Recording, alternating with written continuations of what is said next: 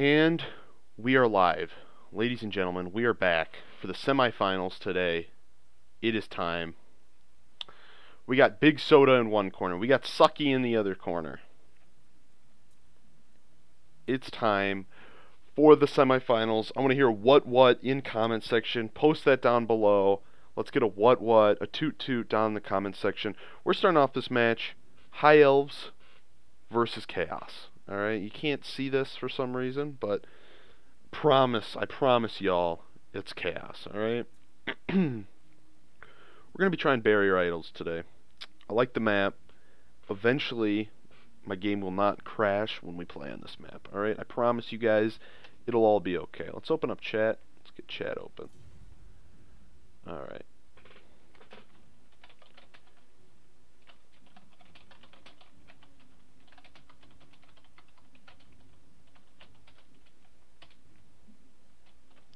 We're going to throw in there a good luck, have fun, just to keep the morale up.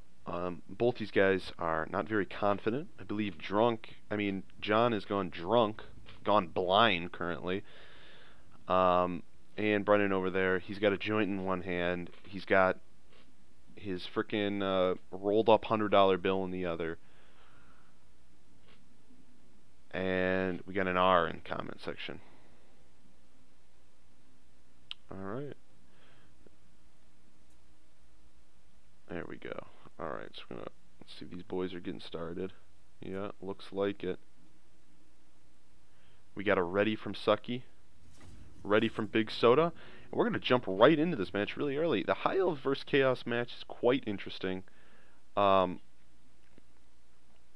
High Elves and Chaos are pretty evenly matched, actually. Chaos is actually, it's got a lot of stuff to deal with the High Elves. I mean, it's pretty good infantry. It's got, if you want to throw in there like Chosen would be able to chop through the Elven front line. At the same time, though, we got on the Elf side, you have cheaper armor-piercing units. I mean, they're nothing compared to Chosen with great weapons, but they're still going to do some pretty good damage. High Elf Cavalry do have Dragon Princes, which are really nice, especially the Flaming Suns, I believe they're called. And of course, High Elf Lord does have options for a dragon, and arguably has better legendary lords. We're taking a big swig of water over here. Shout out to water. All right, we are in. I'm Nick McMuffin. Once again, guys, make sure you comment down below, hashtag thanks Nick McMuffin for this epic stream. We couldn't have done it without you. So let's check out the map today. We weren't really able to last time. They do have some pretty good terrain over here. I really like this edge right up here. And it's, even though I don't believe they'll take advantage of this whole map, there can be some really good reach arounds, as I like to call them, right over here. This reach around. Come and tickle the hiney, you know what I'm saying? Let's check out these armies.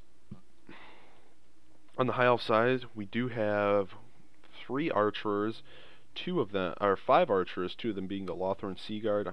These guys without shields. 2 Illyrian Reavers. Illyrian Reavers, I don't really know about that pick, especially against Chaos. Chaos really don't have anything to charge down with Illyrian Reavers. It might have been better just to invest in Dragon Princes. The front line being made of Sword Master Hoeth, great armor-piercing units. They actually can deflect arrows out of the air and have a small missile block chance, 20% missile block chance. He also has 2 white lines of chase, which are quite good anti-infantry armor-piercing units. They do have their Lion Cloak, which I believe provides them. Let's see. Jump in there. Gives him a defense against missiles, and he's got his Prince on a dragon. On the other side of the field, we do have a front line of Chaos Warriors with Great Weapon, 2 Forsaken, a unit of Chaos Knights, and a unit of Chaos Warhounds with Poison. He's also rescuing the Dragon Ogre Shaggoth and Koleg, and he's got a Sorcerer with Death. Brendan really likes the Death Sorcerer. Alright, let's see how they're deployed. So it looks like the Illyrian Reavers, both of them are hiding in the small area, in the small trees. Both of them are actually hidden, and it looks like John will be moving forward. It's an interesting pick. I would have liked to seen these Illyrian Reavers come around and maybe charge in the back of Brendan's formation once he engages. But maybe he's hoping to get archer fire right away on some of these great weapons, because these great weapons will, I believe, be able to actually chew through John's front line, especially because John has brought almost no anti-large in this build, and Coleg and the Dragon Ogre Shaggoth are going to be easily able to tear through his infantry front line. The only two real contenders being these two spearmen units and the archers. I missed this unit. He does actually have a Mage of Hive Magic with a Net of Amantok. That's going to be really powerful. If anyone doesn't know, that's actually a net spell. It's going to keep them in place, hopefully being able to shoot them out with some of their archers, and maybe even getting a breath attack by these dragons. Both the Illyrian Reavers look like they're trying to move up. Maybe even this would actually be a good fight right away with these Chaos Warhounds. Almost for certain that the Illyrian Reavers will be able to take that fight. Coleg and the Dragon Ogre Shaggoth charging in right away. Breath attack will go down on Coleg, missing completely. These Swordmasters of Hoeth aren't going to stand much chance, but now the dragon's coming into combat. These archers on both flanks need to actually refocus fire. Coleg's actually going to take a lot of damage from just these regular archers, which is quite surprising. Coleg's actually got to get out of here. I mean, his leadership's already fading. Over here, though, the Dragon Ogre Shaggoth is getting shot down, along with the Spearman, and both of the Swordmasters are holding, so not quite as well. White Lions are going back against the Chaos Warriors, which looks quite even. Coleg's almost about to go down, and the Swordmasters have actually fled from combat. These Illyrian Reavers were just trying to keep some of Brendan's infantry locked down. It looks like they failed at that. Now these Illyrian Reavers are engaged into Forsaken. That looks like a loss for those Forsaken. Dragon's actually taking a lot of damage here, getting surrounded by both Coleg and this unit of Chaos Knights with great weapons. It looks like both of them are actually about to go down. With the dragon fleeing first, and the oh my god, the sorcerer's trying to finish him off. That looks like it. Yep, the leadership is broken, and we will not see this dragon for the rest of the battle. Balance bar is starting to shift in Brendan's favor, even though Coleg looks like he's about to go down. If he goes down, then that means a great leadership penalty is going to be instilled across Brendan's entire army, but Coleg was actually able to make it out of that with 29 HP. If John wants a chance of actually winning this, he could engage with his Illyrian Reavers and try to kill Coleg, just for that leadership penalty. Forsaken here charging into the Illyrian Reavers. That's a for sure fight for the Forsaken. Up here, however, Brendan seems like he's going to try to micro into these infantry. It's kind of interesting with his Dragon Ogre. He needs to actually get these these Chaos Knights into the rest of the archers, trying to pick them off. And it looks like this is going to be pretty much it for John. Looks like it will be a loss in the end. Say the Chaos Warriors were actually quite a good pick, and the Chaos Knights with lances are quite good. Dragon Ogre Shaggoth still having some HP left. These Spearmen, it's just a matter of time before they give out to the superior Chaos Warriors. Another Net of Amantok being cast on the Dragon Ogre, giving some of these archers some time to actually wear him down. Here some of the Spearmen are coming back into the battle. Same with these White Lions.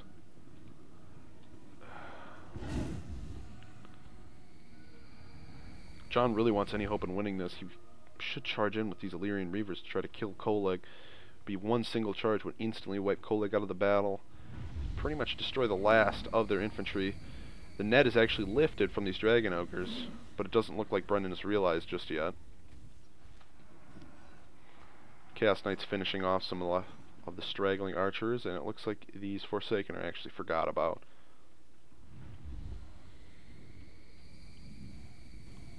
Wow. John still is putting up quite a resistance.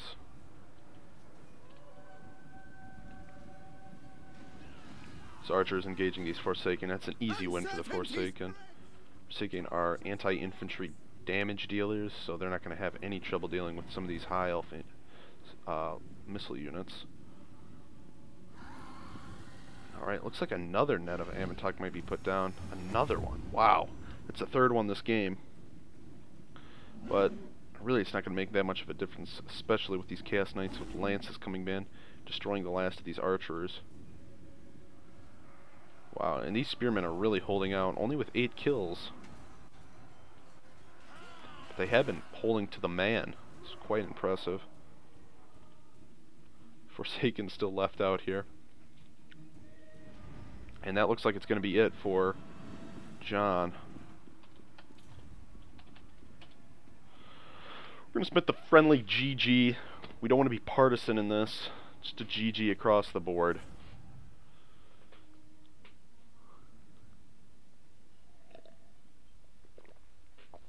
Kolag wasn't really able to shine through that battle, and John did quite well actually microing his archers to attack his infantry. Brendan did do a good job, however, using these Chaos Warriors were actually quite a good pick. They're easily able to take down John's front line, especially with no anti-large options on John's part. I probably would have liked him to see probably run just a regular spearman front line, removed 1 or 2 of those archers and maybe replace them with something like the Sisters of Avalorn. Maybe have gone for more Dragon Princes instead of the Illyrian Cavalry, because the Illyrian Cavalry was really not that useful this game. Even though this one getting 45 kills, that was mostly just on Chaos Warhounds. And the only reason they died was because they were mismicroed. John is going to be playing the Skaven next.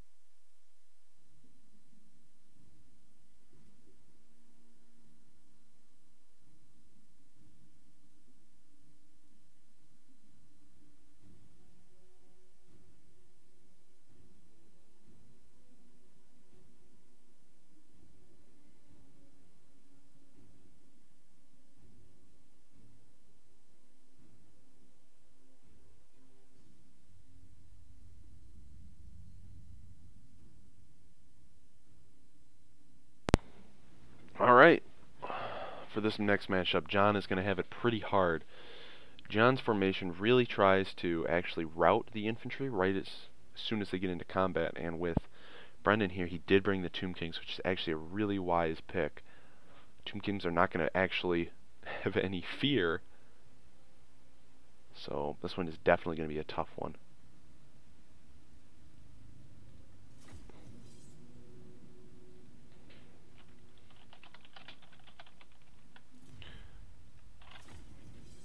Actually, we're going to unready, and we're going to pick a new map.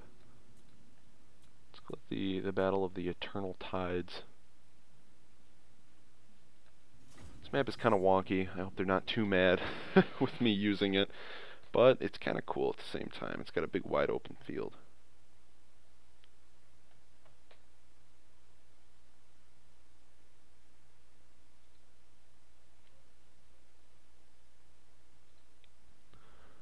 Alright, we're just going to wait for them to ready up.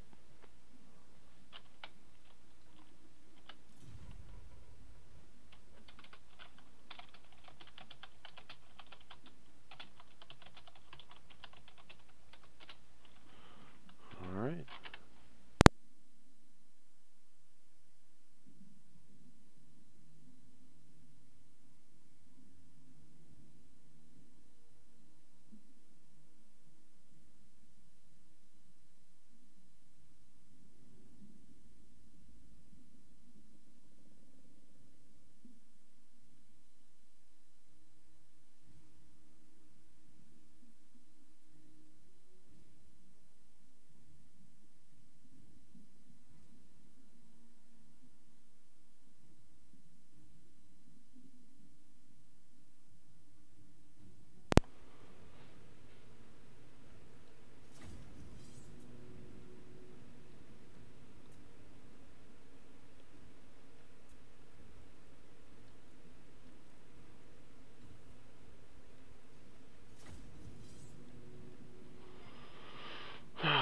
Alright, let's get right down into it.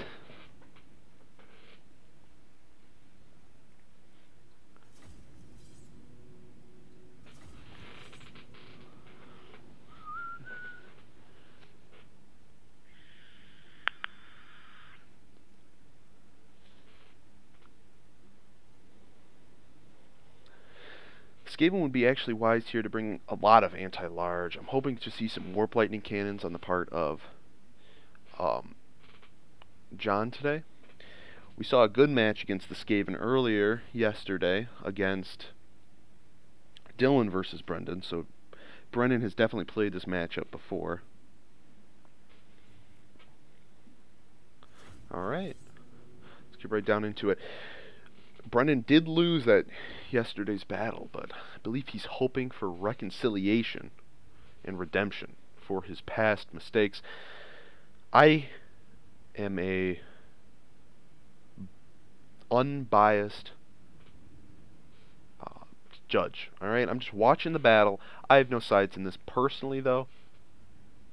Personally, it would be nice for John to get one more win. We could see the epic final duel, but at the same time, Brendan needs that, or else I will forever call him the man that got killed by the Skaven. Skaven aren't necessarily a bad faction, they're harder to play for sure.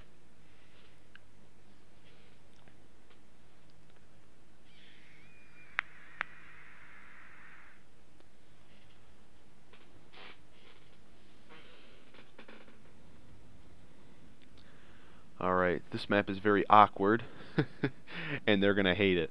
But, we're going to have fun watching it. We see that Brendan did bring a couple of Carrions. He brought a good amount of Tomb Guard, and 2 Ushabti Great Bows, and he did bring Khemrian War Sphinx, and for his Lord he brought Ark in the Black, with both his sword that is actually able to raise the dead, and his Staff of Nagash, which will increase his Winds of Magic. So this is going to be a very interesting build on John's part. He did bring Plague Monk Censer Bearers and Plague Monks for his front line, with Skaven Slave Spears behind. He brought the 3 Bells. It's not going to be too useful to him this battle. Remember, the Tomb Kings don't rout, and John's whole formation here is about making the enemy rout. He also brought a Doom Wheel.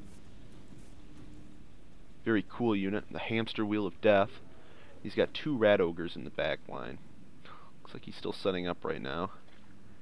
John is actually going to hate me for this, just because how the map is set up.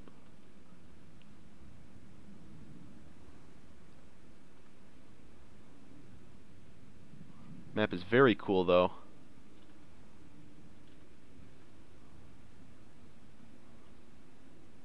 Making everything a bit laggy, though. So maybe this was not the wisest pick. Very cool looking. Got a freaking boat over here.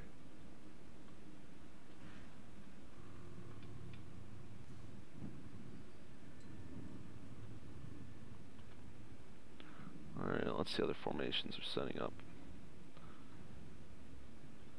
John is just going for a really spread out build. He's gonna be so mad at me. He has to traverse all of this.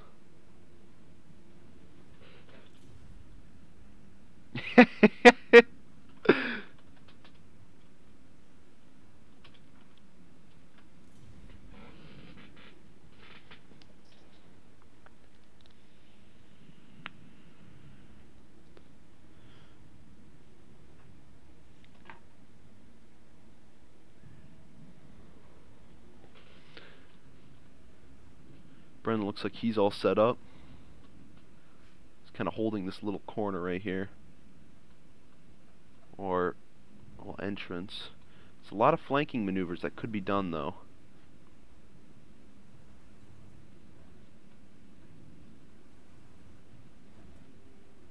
I'm gonna see how this plays out. There's almost no anti-large in this entire army, and he's actually not able to break the Tomb Kings. This might actually go to Brendan this time.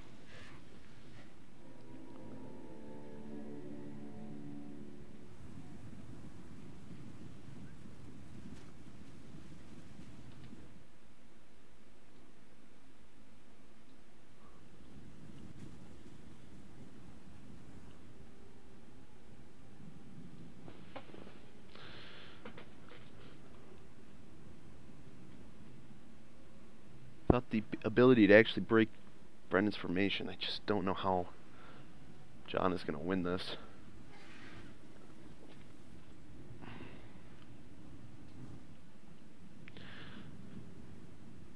If he would be able to actually get a full surround, then it might be a different story. If he brought these guys coming around through the back, along with some of these guys, you'd have a lot better chance of actually winning this.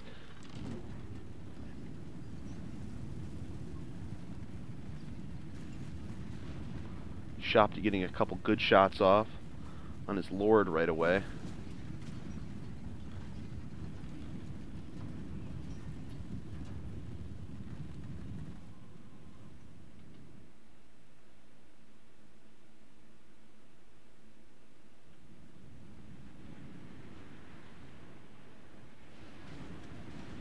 Looks like they're doing some damage to the Plague Monk sensor bearers.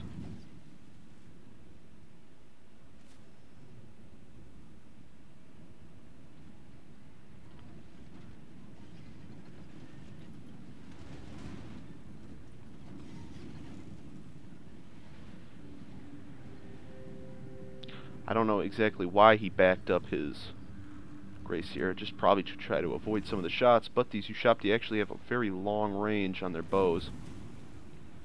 You're going to be able to hit them regardless.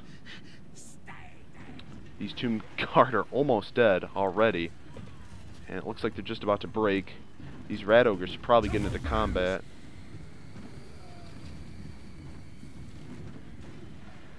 Doom and Darkness was cast on these Rat Ogres, but they are not moving.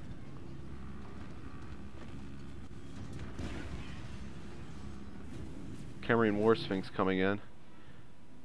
And he looks like he did forget about this unit of Skaven slaves with spears. Should probably circle around with them. Some of the Tomb Kings already running, or the Skaven.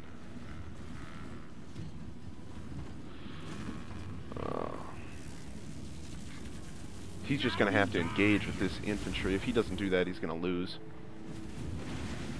These Carians are not going to have a good time.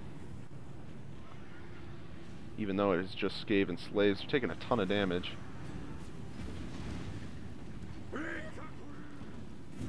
These Radic Ogres are already out of combat. They're just going to charge away. He still has been forgetting about this one unit of Skaven slaves with spears. Some of his units are starting to come back into the battle. Lord's still here as well. Don't know how he's going to deal with that Camarine War Sphinx, however.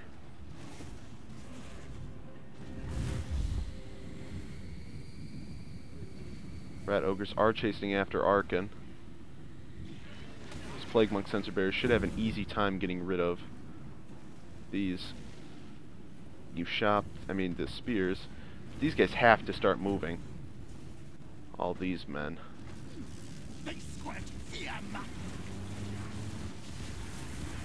Nice hit by John's Warp Lightning. Now he's got some Ushabti though coming in. Ushabti are a temporary summon. These clan rats are fresh. Need to come back into the battle. Same with these Rat Ogres. This is the challenge with playing the Skaven. A lot of their stuff will come back later on.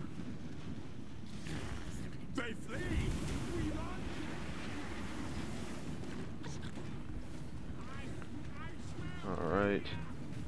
These Tomb Guards are starting to run. Starting to die. Some of John's units are coming back. These Skaven slaves. But he needs a good way of actually dealing this Camarine War Sphinx. It looks like he's just trying to wear him down. Just numbers alone. These guys would be super useful in this combat just to eliminate the Carrion and the Skeleton Spears. But John's Lord is getting bullied hard here. Will go down pretty fast unless he actually starts engaging some of his different units. Oh no, that looks like this is going to be the it for John's Lord, and that could actually break it.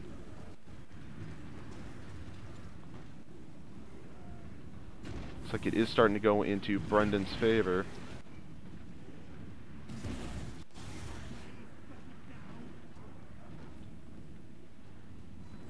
It looks like the Grazier was able to actually escape with 312 health.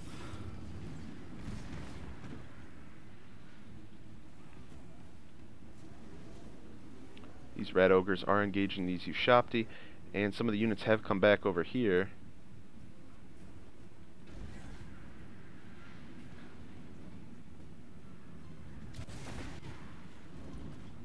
Good units, good amount of units are actually starting to come back. If he's able to actually bring them back into combat, really help him out. And these Plague Priests need to actually start doing something.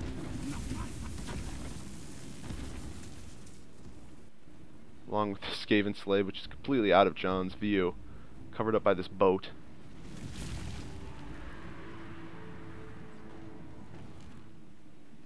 Not exactly sure where Arkin is either. This Doomwheel still has plenty of health. The Rat Ogre's starting to run from combat. There Arkin is. It's getting close, but it looks like it will go in Brendan's favor.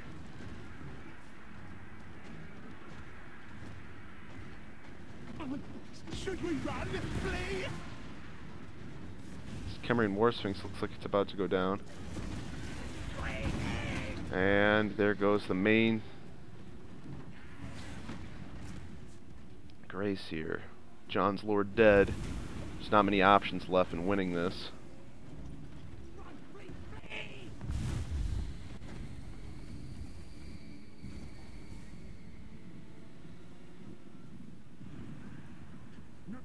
It looks like this game is actually going to go to Brendan Crable.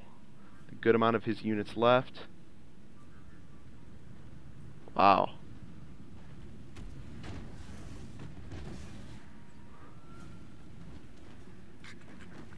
Retreat! Surrender!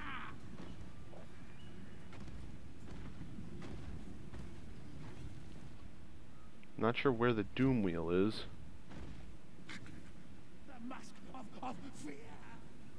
These Great Bows are easily going to be able to pick down John's final remaining big unit, and that is game, ladies and gentlemen. Wow. That was tough on John.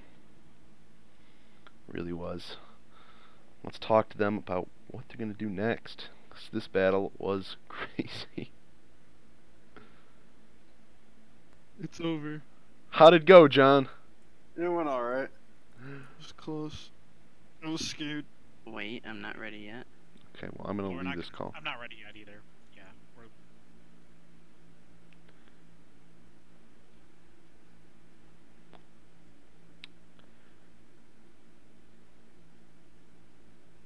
And I believe we are live. Let me check, let me make sure. Yeah, we are live, ladies and gentlemen. Quite an upset, that first match of the day today in the semifinals. Our next match is actually going to be played with Ethan versus Johnny. Now, Johnny is quite seasoned, okay? He, if you watch our stream from yesterday, you're going to see that Johnny was able to put up the hurt on Brendan, and Brendan is actually moving on to the finals. So if Johnny's actually retake this, it'll be the rematch of a lifetime. Alright? And on the other side, we do have Ethan, a returning champ from yesterday. He was able to put Tristan in the ground. This match is going to be quite interesting. We're going to see how this goes. Now, a little bit of a sad story for all you ladies and gentlemen out there today.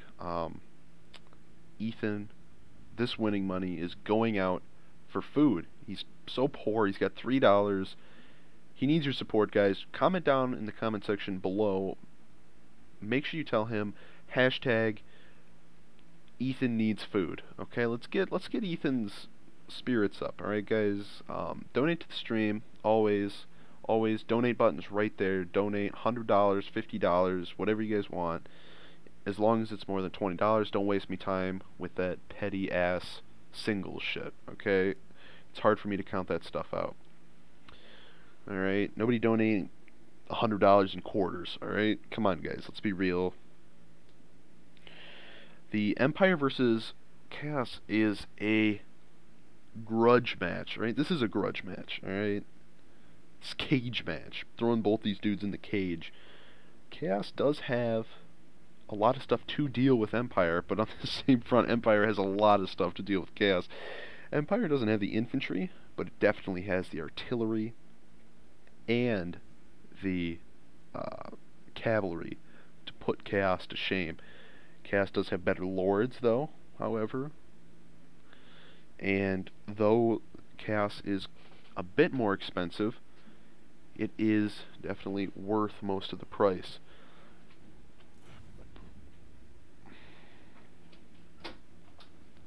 Alright, it looks like Johnny is ready. I'm going to ready up. I'll let Ethan know.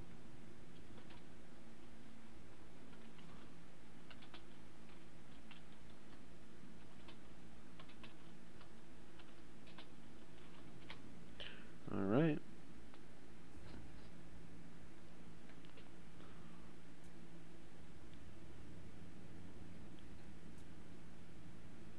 Okay, it looks like both armies are pretty much built. Gonna make sure nobody can see this.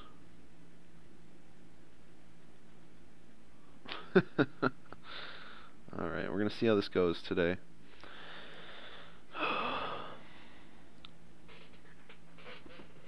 But I'll let both of them know.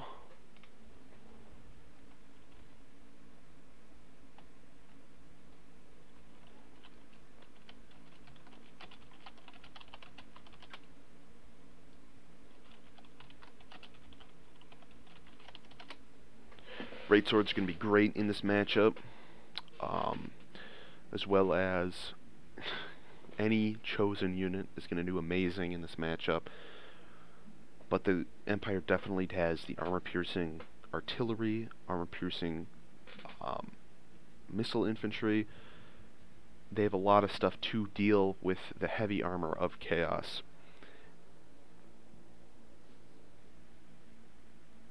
All I can hope in this matchup is that it's interesting, okay? We don't like people when they sweep their opponents, alright?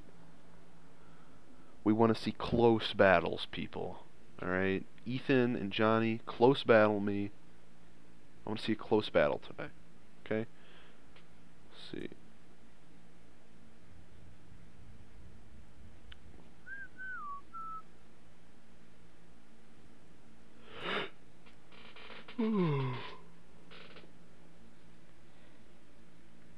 Alright, let's see if these kids will ever ready up.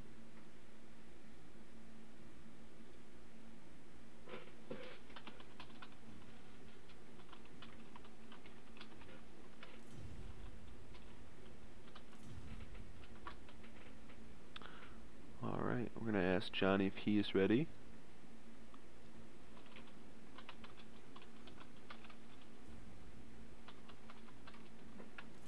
Looks like these guys keep changing their lords around.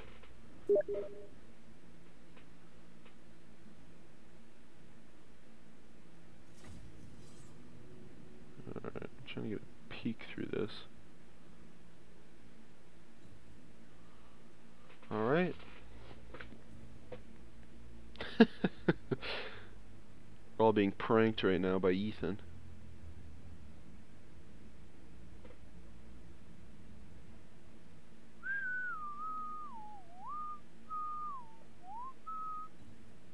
Alright, here we go. Jumping in, we're going to play on Aachen. Please excuse my French. I believe it's either Eschen or Aachen. Alright, I don't know what regional dialect that is. That sounds like the sewer language, so I won't even attempt it.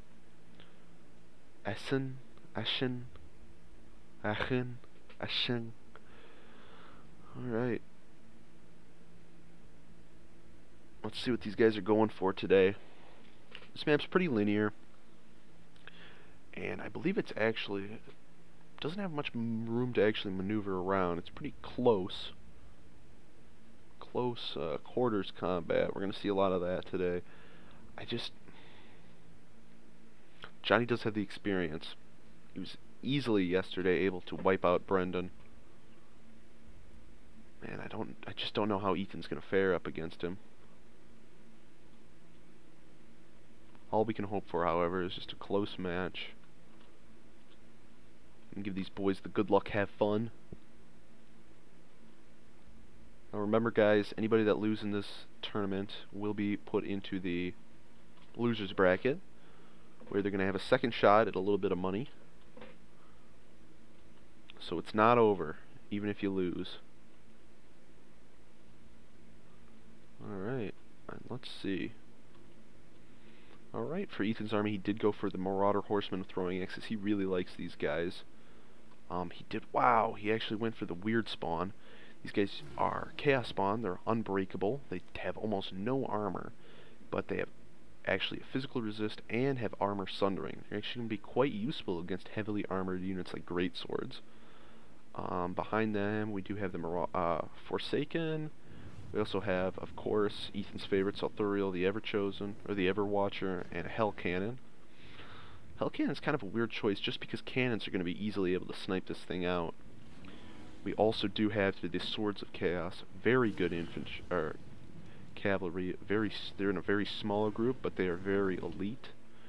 On Salthuriel, we do have the Plague of Rust and Final Transmutation. For his front line, you do go for Chaos Warriors with great weapons and Chaos Warriors with halberds. Good choice. On Johnny's side, we do have the Sigmar Sons Swordsmen, which are unbreakable, and the Tatter Swords, which are also unbreakable. They do also has Frenzy. See another 2 Swordsmen and 2 Spearmen in the front line. We also have 3 units. Wow, 3 units of Great Swords, which is actually crazy. And over here we do have 1 Sterling's Revenge. And for the Lord we have Karl Franz. We have a Witch Hunter. 2 Witch Hunters. Wow, and both of them do have, yes they do, Accusation. Some very powerful direct damage, and he's probably going to be going right for Salthuriel with those. He also has 2 units of Outriders. These guys have some armor-piercing missile damage, and will actually be an interesting fight against the armor-piercing missile damage of the Marauder Horsemen. Karl Franz does, it looks like he has Gul Maraz. Let's see. He's got the Reikland Runefang and Gul Maraz. Gul Maraz does give a 16 bonus versus large and armor piercing, and the Reikland Runefang gives a +8 leadership buff and 26 melee attack for 39 seconds. Alright.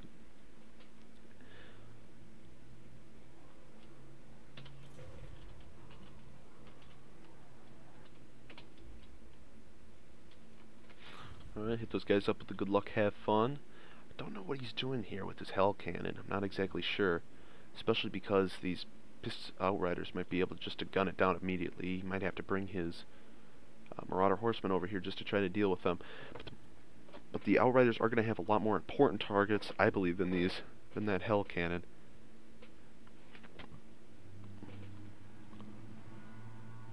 Yeah, Ethan should probably start charging forward. None of his dudes actually have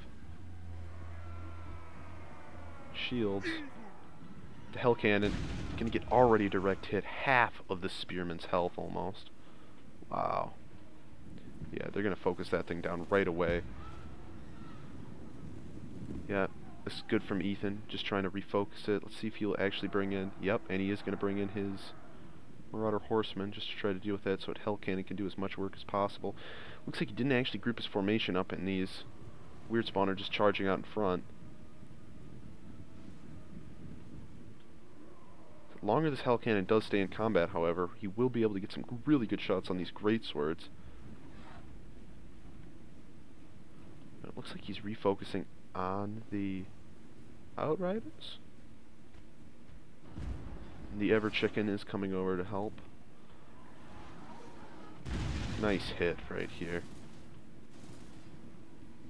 Brace yourself!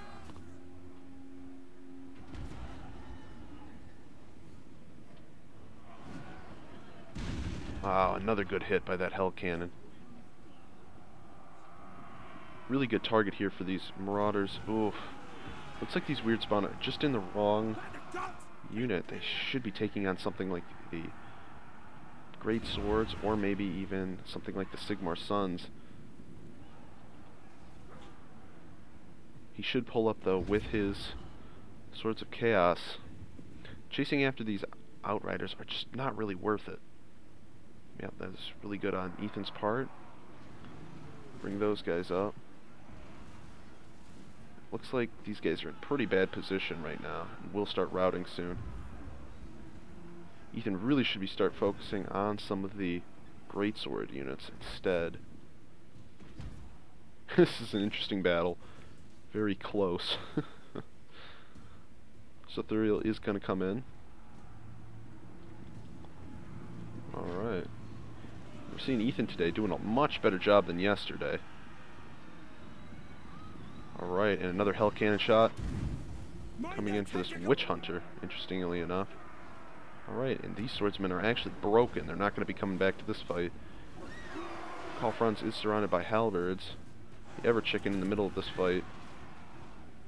He should probably focus, though, on the Stirland's Revenge, which don't actually have much cover right now. Karl Franz is running.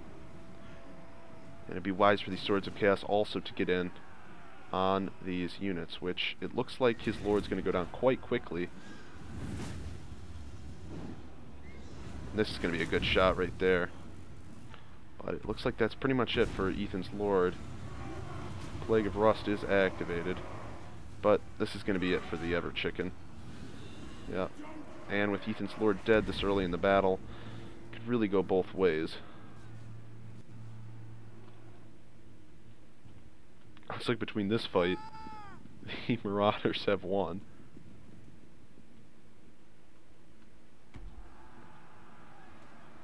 The gods have abandoned us! Fight is starting to lean in Johnny's favor, though he still has his Sword of Chaos unit, which still has a good amount of health. But the Hell Cannon will go down right here, getting easily taken out by Karl Franz. This is definitely a better battle than yesterday.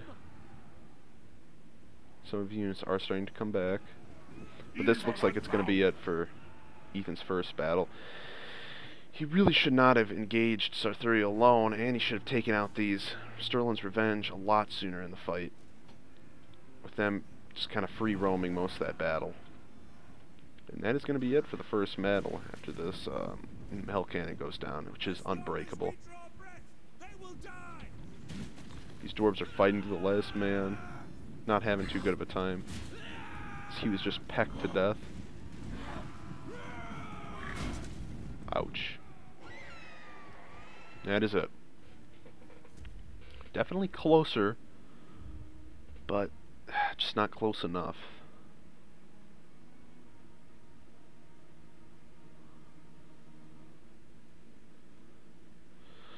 The Ever-Chicken could have done a lot more in this combat. He should have actually stayed in and tried to attack the Greatswords, or the Stirland's Revenge should have gone down a lot earlier. And the Swords of Chaos really did not get all the action that they could have today, which is quite sad. Forsaken, though, did do their part. Along with these Marauder Horsemen, they really did do good. This Hell Cannon really wasn't on the right targets. It was really focusing down these Witch Hunters for some reason. While it should have stayed on, definitely the Greatswords to try to remove them from combat. I would have definitely played this match a little bit differently, but you can't get mad at these guys. Next match is going to be against Vampire Counts with Ethan's Dark Elves. We're going to pick a map really quick.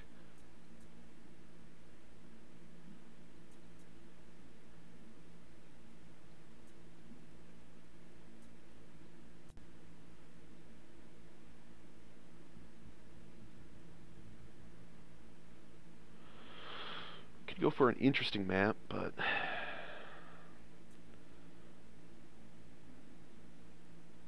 think we'll just go for a flat map this time.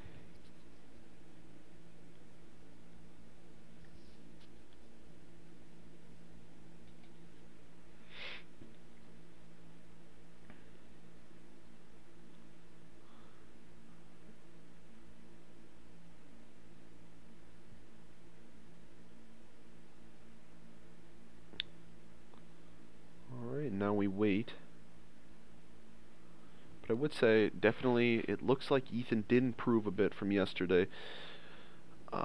And that was a little bit closer for Johnny. I don't remember exactly if that was closer than the battle with Brendan. Either way, though, it was kind of a fun match. Let's see how this one goes. Dark Elves against Vampire Counts. Dark Elves really need to bring units like the Sisters of Slaughter in this matchup. Sisters of Slaughter are going to do amazing in this matchup. They're going to be able to cut through tons of infantry, and they're also going to be able to cut through most of the low armor of the zombies and the skeletons. There's not much the Vampire Counts can actually do in this situation, but what I suggest they bring would probably be something like the Mortis engine, or I don't know, a good amount of anti-large would always be good as well. The Hydra does have that fire breath, and that's going to be a big chunk of HP for things like Crypt Horrors, which do have regeneration. Most of the Vampire Counts units do.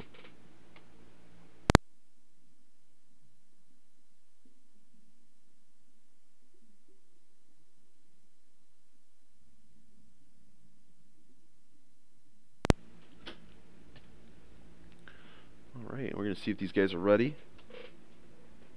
Whoops, just changed the map. Which one were we on? There we go.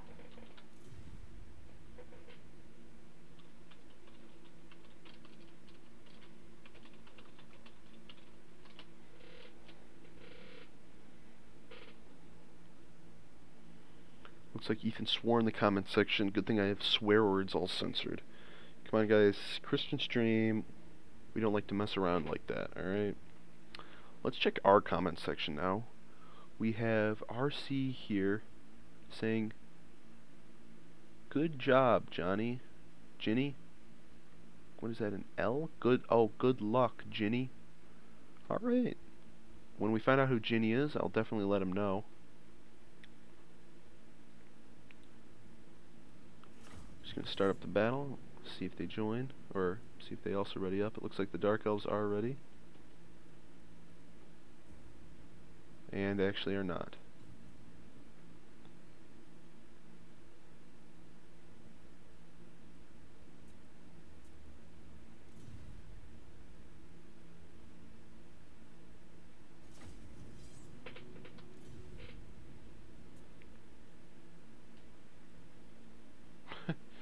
Definitely an interesting build.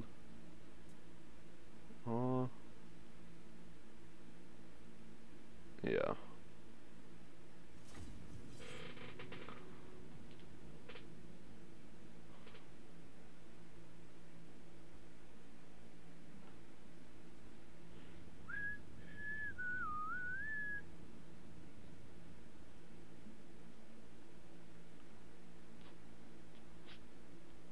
I really do believe, though, Sisters of Slaughter are going to be the best option here. Even Doomfire Warlocks, just because, well, maybe not as much, though. I don't know. Maybe the Cold One Knights would actually be better in this fight, just in case Blood Knights. I definitely would bring something like a Shadow Sorceress, or Sorcerer. It's kind of up in the air. Dark Elves have a lot of tools, just because they have a lot of stuff that deals with just lightly armored infantry.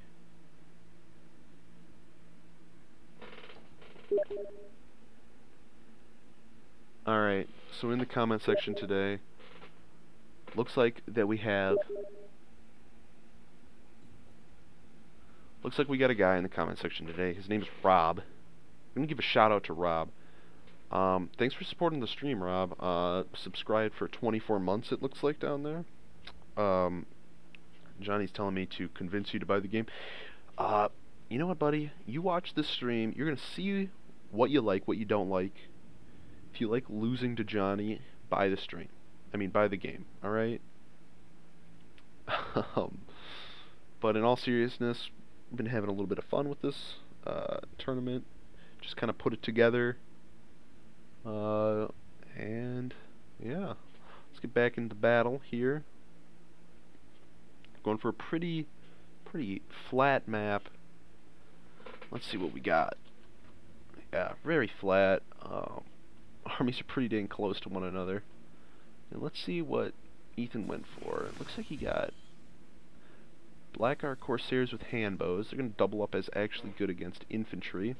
While his main line is made up of Blackguard Corsairs, he has 2 Cold One Knights, a Hydra, and a Witch Elves unit, as well as 2 Reaper Bolt Throwers. That's going to be definitely interesting. Looks like I suggested setting up way back over here, just so that he's able to actually use these Reaper Bolt Throwers, which doesn't look like he'll be doing that. Looks like he'll just be playing up there. He also does have Lokir. Lokir is going to be an interesting pick. He's an anti-infantry duelist. He does have regeneration with his Kraken Skull Cap. On Johnny's side, he does have a Legion of Graveguard. He's got his Blood Dragon with a Blood Knight on it. Blood Knights are going to be super good. He's going to be able to snipe out Ethan's Lord. He does have a unit of Crypt Horrors, unit of Karen Race, 1 unit of Blood Knights, a Corpse Cart with the Unholy Lodestone, and his front line is just pretty much chaff. Now, oh, and he does have these, wow, he does have these Devil of Schwarzhofen. This is definitely going to be interesting. I don't know exactly where all Ethan's money went. The money on the Vampire Count side looks a lot more elite, but I'm not 100% sure. Just because of, I guess I see things like Witch Elves, Witch Elves are going to be good, especially against chaff. Front line, Witch Elves are going to excel at. Looks like he's rushing in right away, keeping these Cold One Knights back, just so his Reaper Bolt Throwers can get some shots off. I don't understand why he keeps moving them up, though. He's definitely in range of everything already. Why move up your artillery? There's absolutely no point in doing this. Anyway, so let's see how this turns out. His Hydra's coming up first. And if his Hydra is able to remain alive, there is no real armor or anti-infantry, anti-large, except for these Blood Knights. And these Blood Knights look like they're charging in right away onto these Cold Ones. These Cold Ones should turn around and just attack immediately. But it looks like Ethan is going to let these guys get charged. It's going to be a good chunk of infantry until he realizes that he can engage with the other one. I don't know how that's going to go down.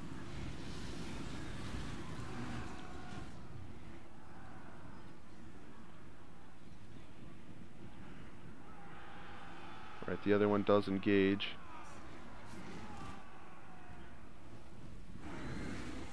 Alright, and these devils should go down pretty quick. It's the Hydra in the main fight. It does have Lokir Fellheart here. Alright.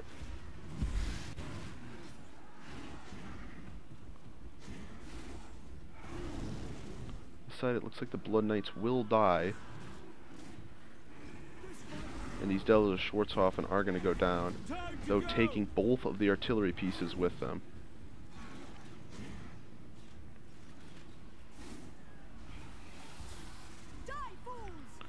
Alright, and there goes the Graveguard, but it looks like Lokir is getting bullied hard. If Ethan wants any chance of winning this, he's going to actually have to engage and try to distract some of these units, so that way Lokir can actually gain some health back.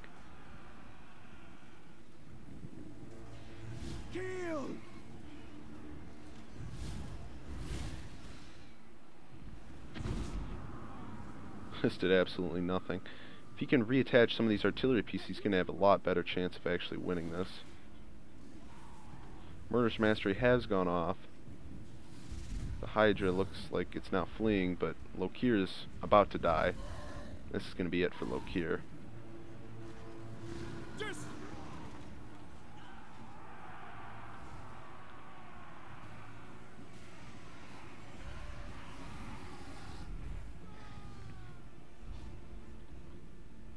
Hydra will eventually come back, but I don't know if it's going to be in time.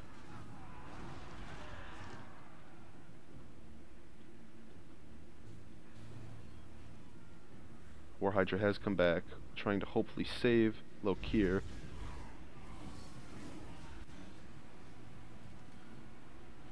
These guys should probably get engaged, and he does have a few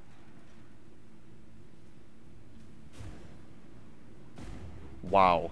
Lokir is now taking down a 14 HP and fading, and the War Hydra leaves. It says, screw you, Lokir, I'm out of here. This flank will look like it goes to...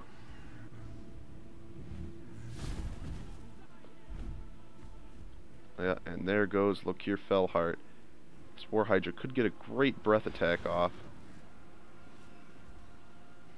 There goes actually most of the Vampire Count's army.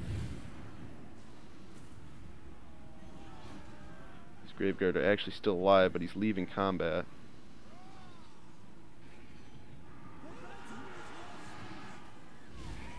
Burst Mastery will be going off in a second here. And that will be it for Ethan's infantry. Yep, and it looks like this fight will also go to Johnny. This one also was pretty close. The Reaper Bolt Throwers were just the wrong investment here.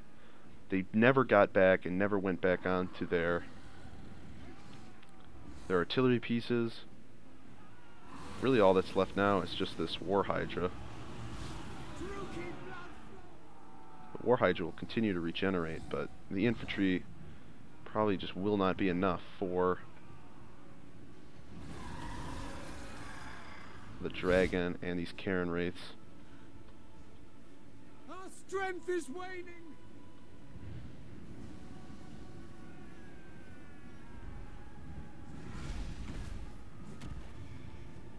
I have killed enough. I sense defeat.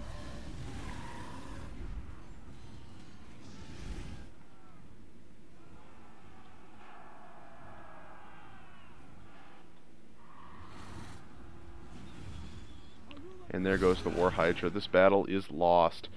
The breath attacks, I don't even believe were used. I think they were forgotten about. The artillery pieces were not also used. It was a closer match than I expected it to be, definitely. With a good amount of Johnny's army just crumbling away. I mean, all he really had left in that was just the Karen Wraiths, the Stearns Guard, and his Bloodlord. If things were played out just a bit differently, I think Ethan would have much better shot at actually winning. Well, that is going to pause it for right now and join us back with the actual finals that are actually coming up here in just one.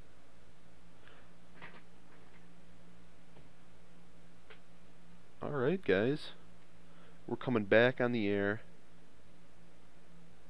for the finale. Okay, we got the finale going.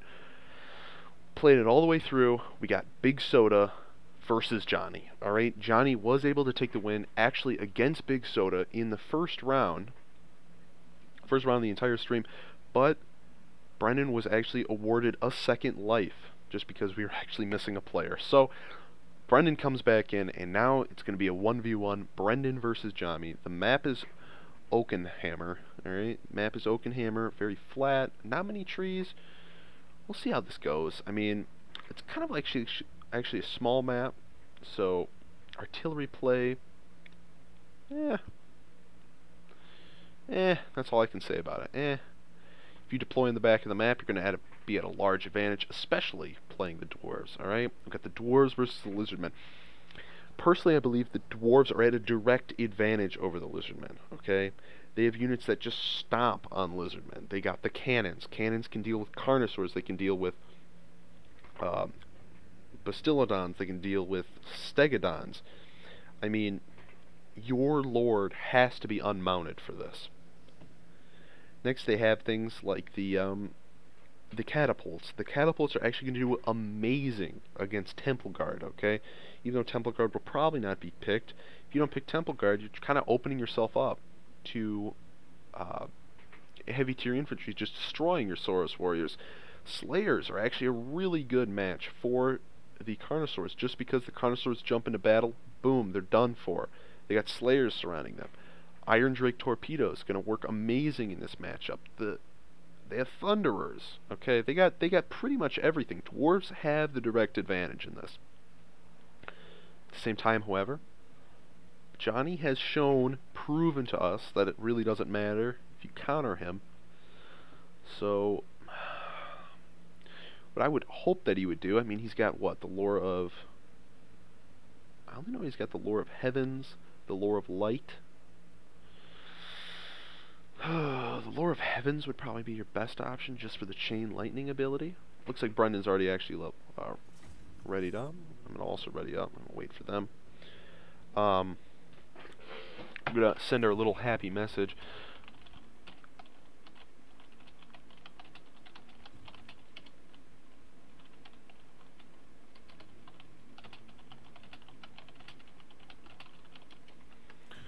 Alright.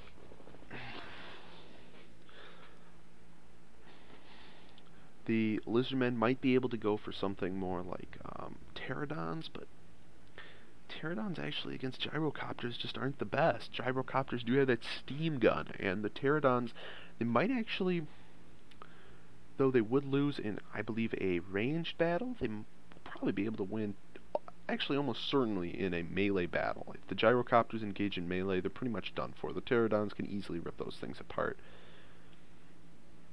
So, Brendan could possibly, Johnny could possibly have control of the skies in this battle.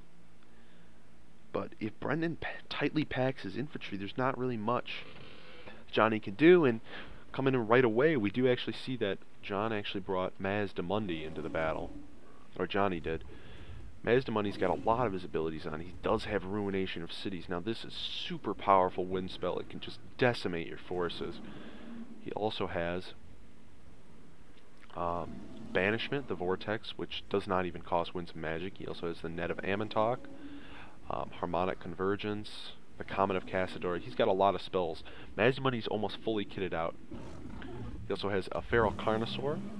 Carnosaurs are anti-large, but they do have that armor piercing, which he could be using in this match, just because the dwarves are super heavily armored. Let's see kind of what Brendan brought. He did bring a unit of cannons.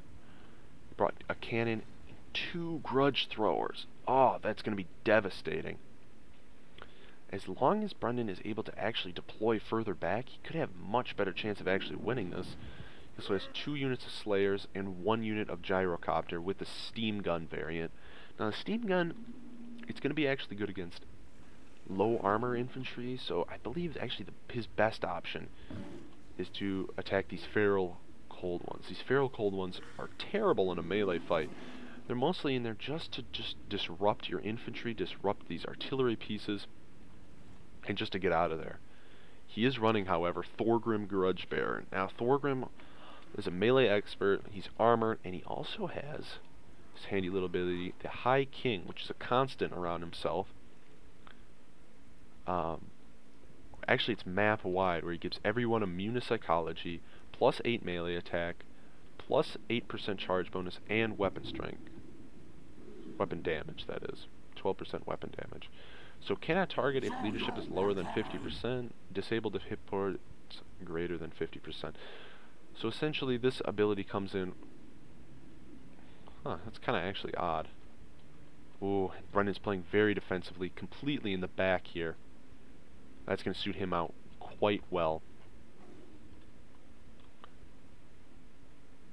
Now going up against the dwarves in this matchup is just going to be hard.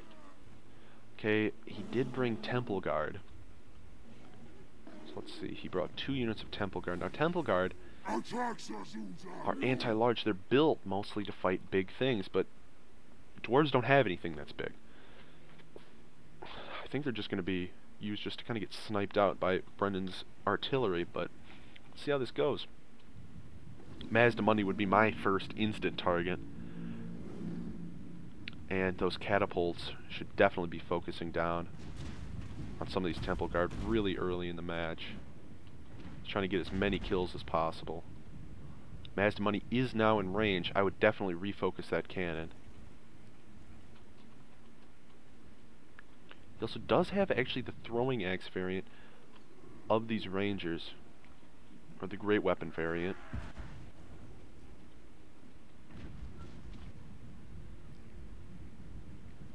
Now Johnny is trying to distract some of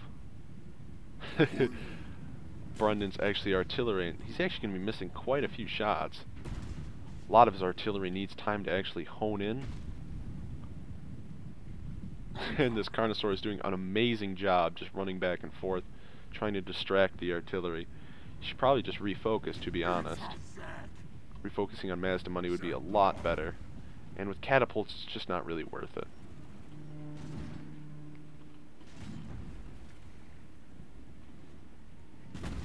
Finally, some of these units are starting to get hit. Looks like he was able to take out 5 models over here. Ruination of Cities is about to actually go down. This Carnosaur is going to be dead in a second. Ruination of Cities really wasn't able to really hit anything. But this Carnosaur is now out in the open and rampaging. With these throwing axe variants just attacking Mazda Mundi.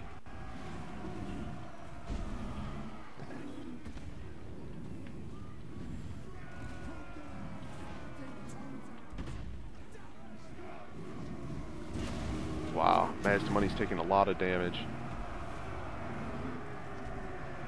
Thorgrim should get in the fight here. Looks like the Trollhammer torpedoes are actually firing, and they're doing a ton of damage to this cold Carnosaur, who is actually already out of the fight. Here comes, though, some of the feral cold ones on Johnny's part. Thorgrim actually taking a good amount of damage here already. Feral cold ones are going to have a pretty easy time dealing with Johnny's units, but it might be too late for Lord Mazda Mundi, who's actually getting just sniped out almost instantly. Lord Mazda Mundi looks like he's already about to go down. This unit right over here is starting to waver of the Dwarf Warriors, with both the Soros focusing them down.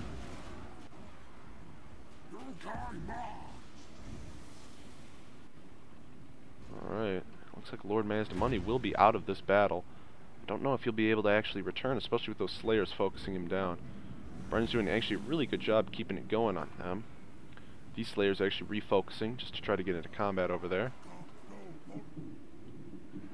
And though these Feral Carnosaurs are in there, they're just not the best. They run too easily.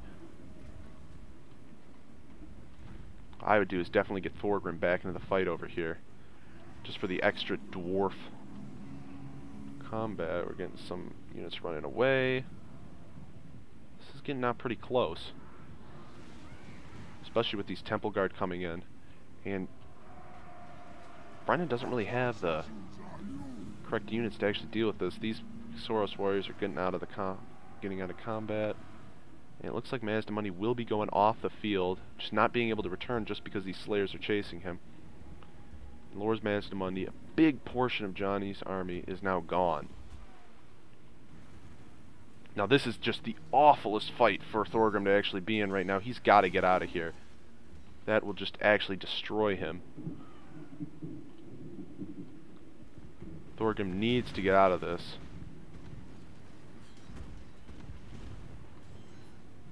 The anti-large is really going to be taking him down.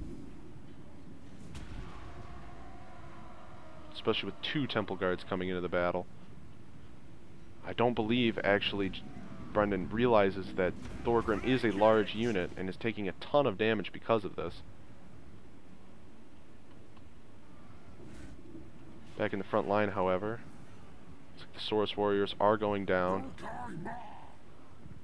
What is left of Brendan's and Johnny's forces? I mean, some of the artillery pieces are back, but Thorgrim's almost dead. He's actually about to die, and Thorgrim's out of here too. Massive amounts of damage done to Thorgrim. Wow. This battle's starting to look closer and closer. Thorgrim is now dead. He's out of the battle.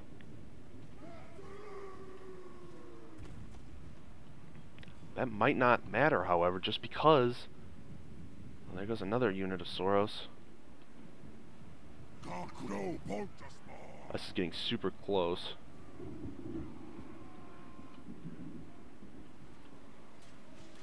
Looks like these lizardmen are going to fall.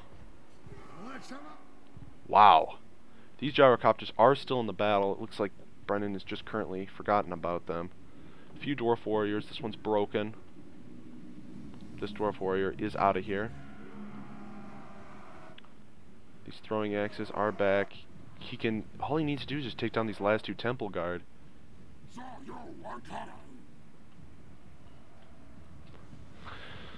Wow. For the grudge bearer, for the everlasting realm. Now, Brendan is the best with lizardmen. I mean, with dwarves. He's always been a dwarf player at heart. He was actually raised by dwarves, as I mentioned yesterday. Wow, and this is going to be it for Johnny. Johnny's actual first loss of this entire stream. Wow. Good job to Brendan. Good job to Johnny. That was really close. Love battles like that. Wow. Let's see. Lord Mazdamoney did almost nothing that game. Same with that Carnosaur. Both those guys were huge investments for Johnny. Both of them were just taken off the field. At the same time, however, Brendan also had a few units that were just almost useless. He didn't use the gyrocopter for their bombs. He must have forgotten about them. But, and the steam was just really not that useful just because the Lizardman infantry is just so well armored. If I was Brennan in that situation, I would have definitely been focusing down on these feral cold ones just because I knew how bad their leadership was. Just to constantly keep them running. Also, Brennan's artillery really didn't do that much. I mean, his real MVPs this battle were the Slayers, the Rangers with great weapons, and definitely these Iron Drakes with Trollhammer torpedoes. They were able just to single-handedly destroy that Carnosaur along with Mazdamoney and have ammunition left over to deal with some of those Temple Guard. The Dwarf Warriors, however, were the worst. Yeah, Feral Cold Ones just did not do their job. But I really appreciate a battle like that. Next we got up is Chaos versus the Empire. We just saw this one recently against Ethan. But now Brendan's got one win under his belt. Now he's starting to feel a little confident, a little cocky even. So we're just gonna play. We're gonna find like a flat map for these guys to play on. Let's go with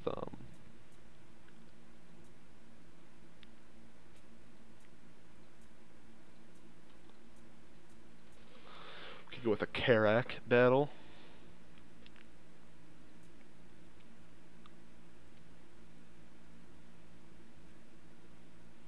Alright, we're gonna go with Karag Asgal. Should be definitely interesting. Alright, let's see what the comment section says. Skill is greater than matchups, Dylan. Appreciate that. We got currently 4 viewers watching. What's going on, guys?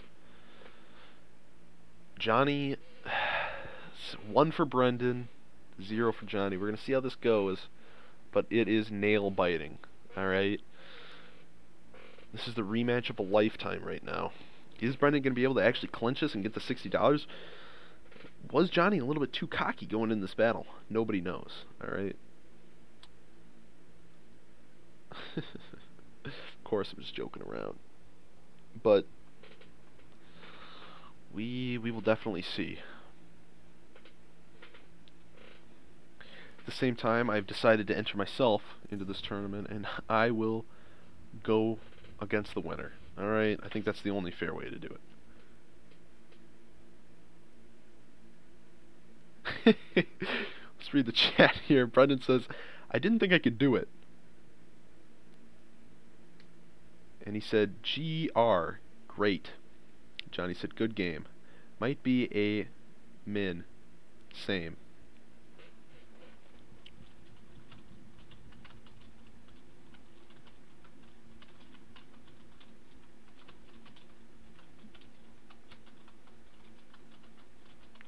Alright.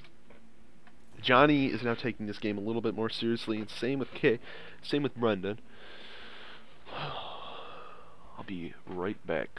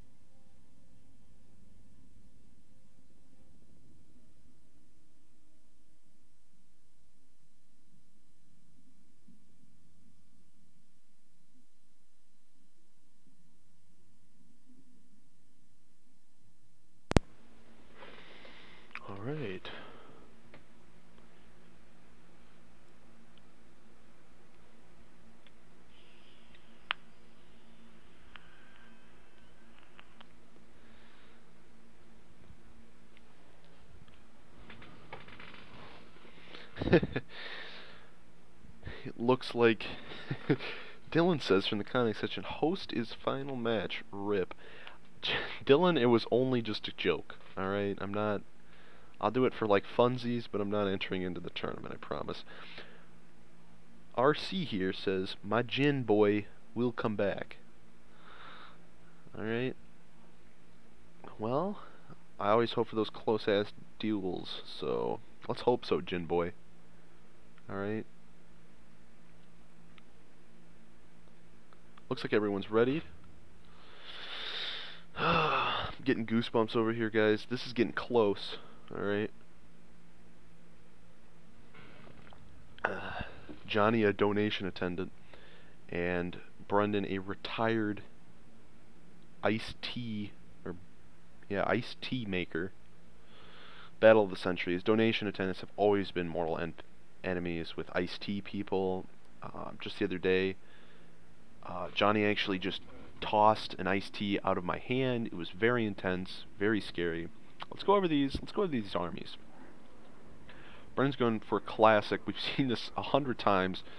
He's got Chaos Warriors with shields, 4 units of them, a Chaos Knight, 2 units of Forsaken, Koleg, and the Dragon Ogre Shaggoth.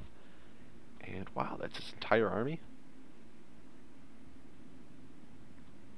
It's actually quite hard to believe.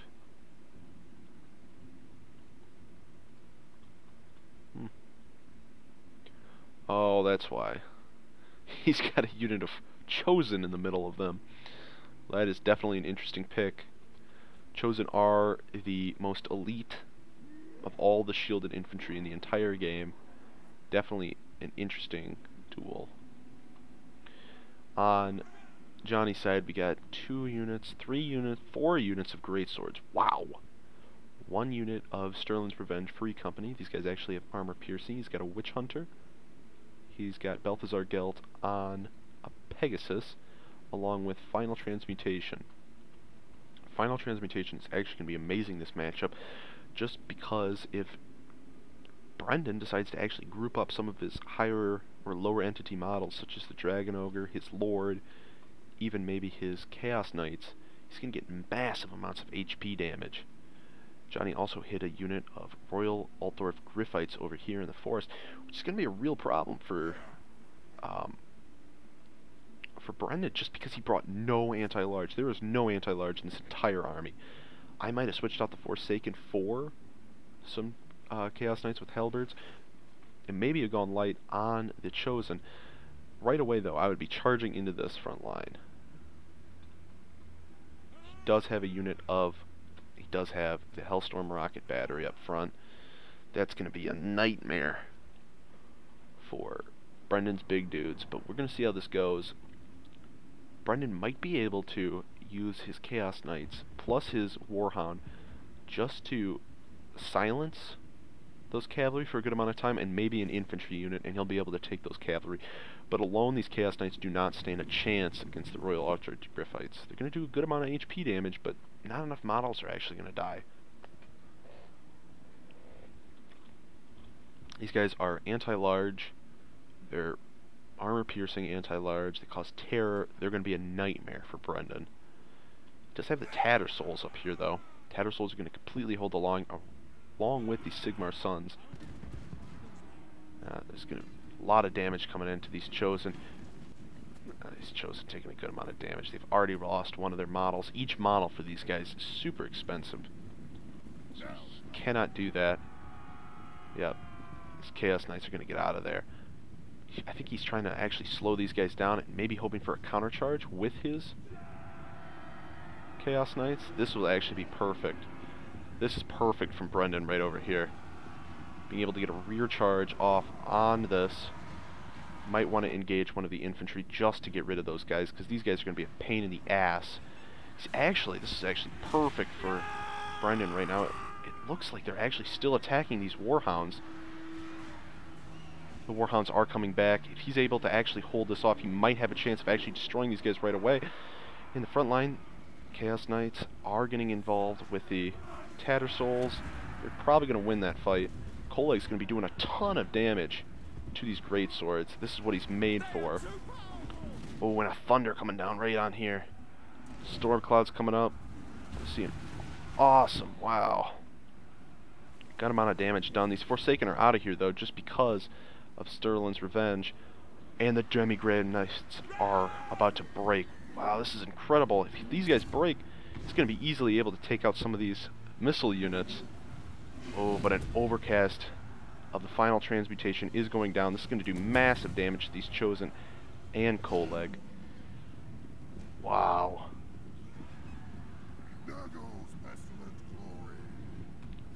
If I was Brendan here, I'd definitely use these Chaos Hounds just to focus down those guys. This whole time, this Hellstorm rocket battery has been firing, but at the wrong thing. These Tattersouls are going to go down. Sterling's Revenge getting a ton of damage in. Oh, and this is going to be a nice little Golden Hounds of Magnus. Oh, but they're out of here. Some of the greatswords have actually come back.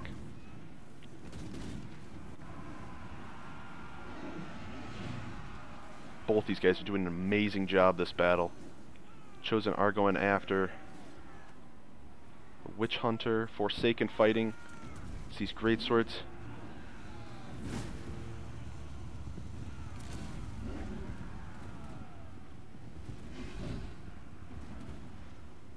Koleg might go down here.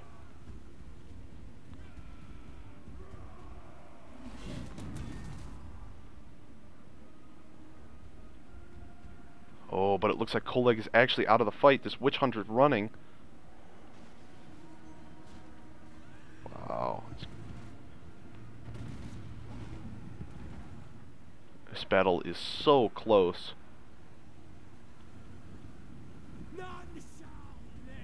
Koleg actually escaping.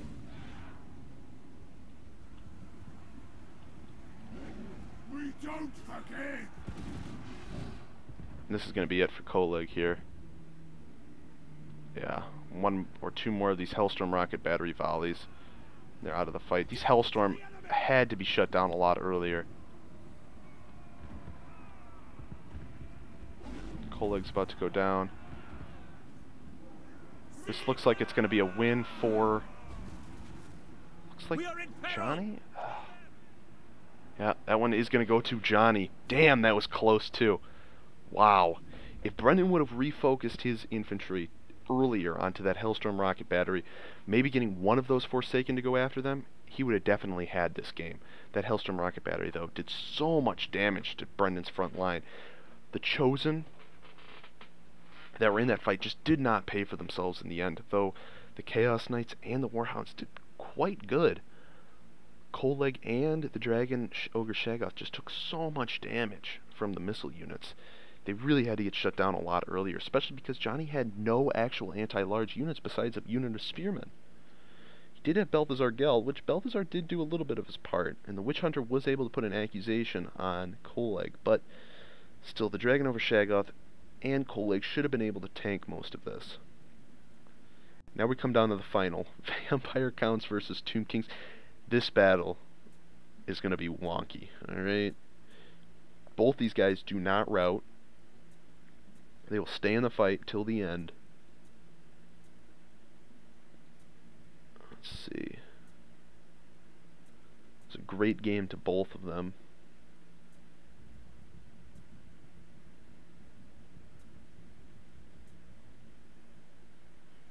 Go for just this battle.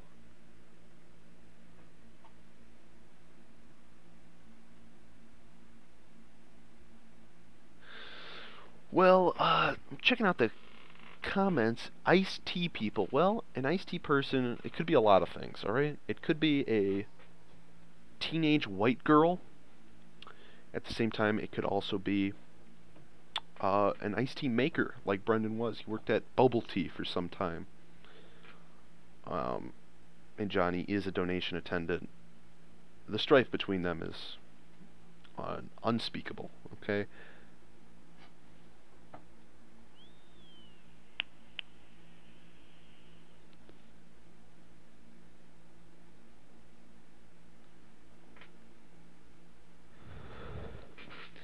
This is definitely an upset to this tournament. It's actually crazy. I'm going to ready up. I'm going to let both these guys duke it out. Vampire Counts and Tomb Kings. Now, Vampire Counts here are going to have the Blood Knights, which we got to remember. The Blood Knights, and they have the Blood Knight Lord, okay? Both those guys, well, the Blood Knights are going to be amazing against Brendan's constructs early on, okay? They definitely are. They get engaged into a match, it's going to be pretty much over for those constructs. They're armor-piercing anti-large cavalry. And Tomb Kings don't have much of a way to deal with that. They could use some archers, maybe one of the Regiment of Renown armor-sundering ones, or maybe a Ushabti with Greatbow just to weaken them up at first. But one really important thing about both these armies is the Lord goes down, the rest of the army will soon follow. So if the Tomb Kings are able to snipe out Johnny's Lord early, or if the Vampire Counts are able to snipe out the Tomb King's Lord early, the battle's going to be pretty much over. I mean, Vampire Counts are going to be running the Blood Knight, and if we've watched anything from Johnny's playstyle, he likes to snipe out the Lord really early in the match.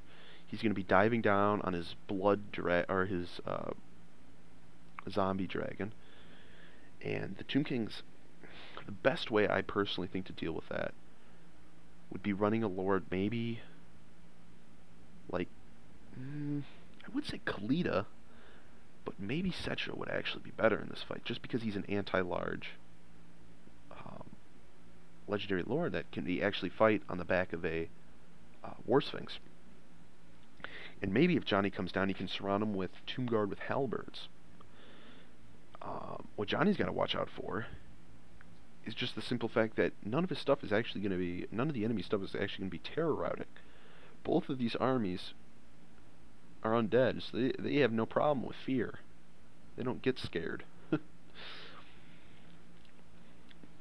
Johnny's got to watch out for the superior missile units of the Tomb Kings. Vampire Counts have none, so they're going to be rushing early, while the Tomb Kings are maybe trying to hang back and try to pick off as many of the Vampire Counts units as possible. He's got to watch out for the Regiment of Renown Ushabti Greatbows, which are going to be amazing against Graveguard, amazing against Blood Knights, if that unit is picked. Carrions are going to be great, just at slowing the enemy down. I use Carrions in every single Tomb King build I've ever made. Arkan actually might be useful here just for his summons with the skeletons, but if he plays Arkan, he's opening himself up to just getting sniped out by Johnny's Lord. And we see Johnny do this twice before with Brendan earlier. Maybe Brendan has learned from this, and with Ethan in the match previous.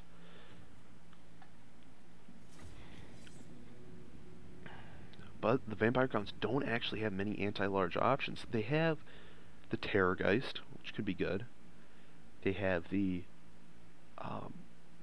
Skeleton Spearmen, which are just actually awful, and they have the Blood Knights. Those are their three options for large, while Tomb Kings do actually have a lot of answers for large. If Brendan can hold this front line, snipe out the units, he will be able to win. If Johnny's able to actually catch those sniping units, he's going to have the victory here.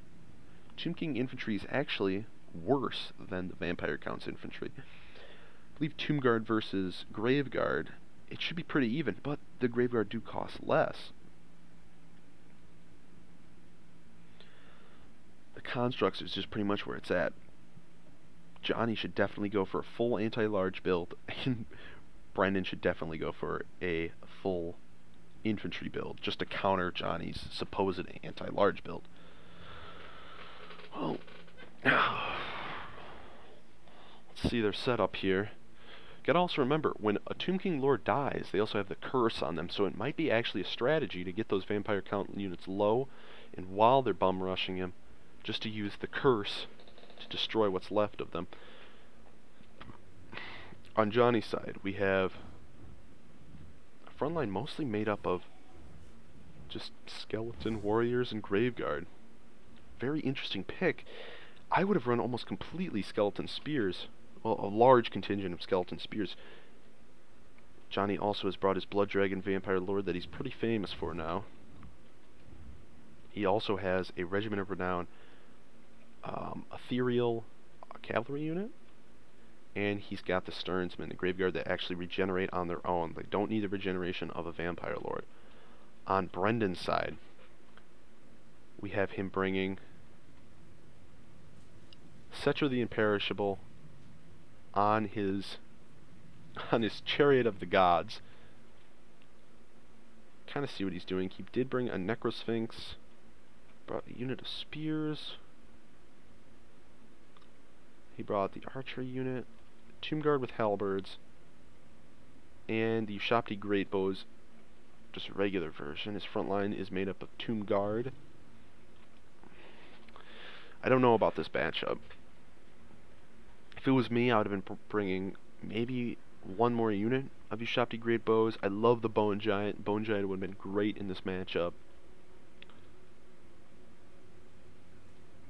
But, I mean, what are Johnny's answers for this Necrosphinx? He has the Blood Knights, but the Blood Knights might be the ones getting sniped out by these Ushabti with Greatbows. Settra does have a couple spells on him. Let's check this out. Settra does have his Explosion going. He's got his Skullstorm, so that's going to be very useful against Johnny. He also has Petra's Incarnation of Righteous Smiting. This one's going to put in armor-piercing damage for missiles. And he also has his Unwielding Will, which is going to be a little area buff for him. He backed up all the way so that way he could completely capitalize on sniping of the Ushabti Greatbows. He did also bring 2 Carrions. Now the Carrions could be used to actually slow down Johnny's Vampire Lord if he's worried about Settra getting in the battle.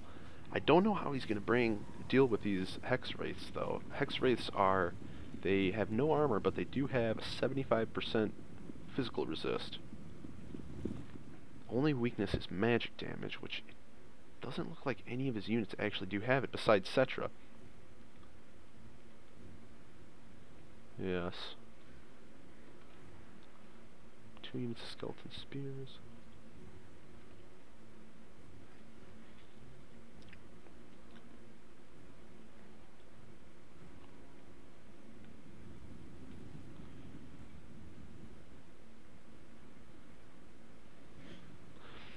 See, now, I believe this is actually the wrong play here. I'd be keeping the Tomb Guard here just to deal with the Blood Dragon. The Blood Dragon is going to have Breath Attack. Johnny's front line, though, is just... he does have the Tomb Guard, Graveguard advantage. He does have the infantry advantage, for sure. It looks like he's already engaged the front line. He's already told his units what to do. Alright, we're getting a couple pot shots off right away, dealing a tiny bit of damage. Not sure what these guys are doing.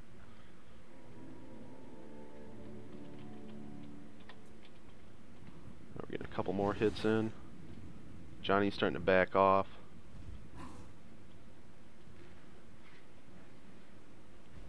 Alright, here we come, another volley. You guys actually have quite a long range. This last volley completely missing.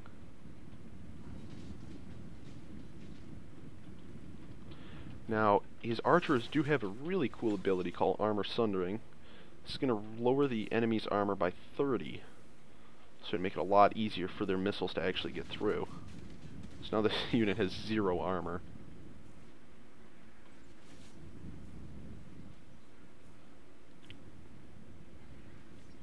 Looks like he is using the Carrions just to slow down this Vampire Lord. Did summon a unit of zombies right onto the line.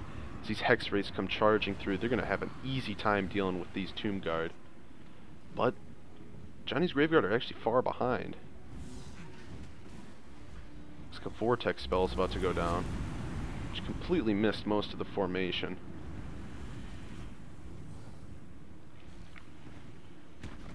Here comes the Necrosphinx. He's going to be very good on these Blood Knights.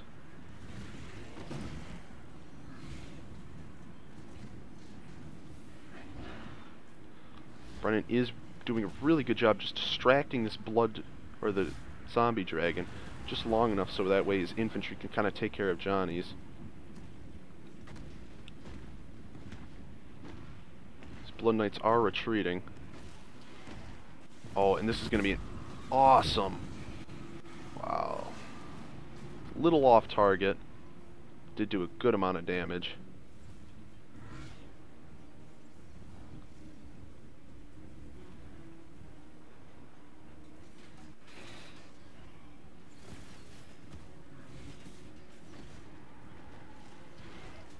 Here comes the Blood Knights again.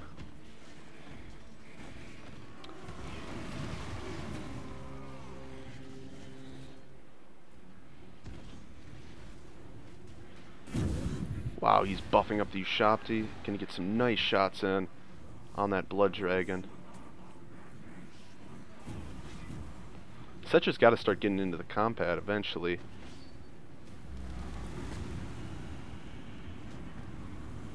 Wow, this thing tearing him up.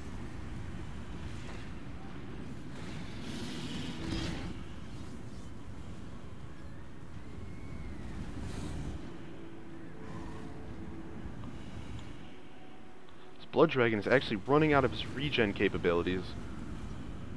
But another unit of zombies getting summoned onto those Ushabti.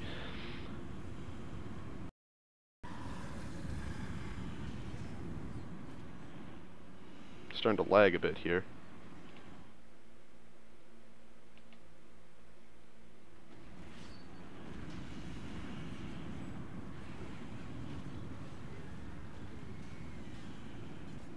Do not believe this is on my end, ladies and gentlemen. I apologize for this.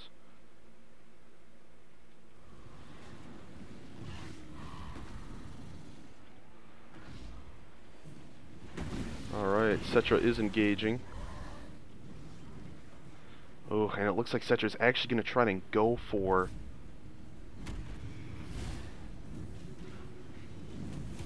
Wow. This is getting quite intense. Looks like Brendan's... What is this to you guys? His left flank is failing.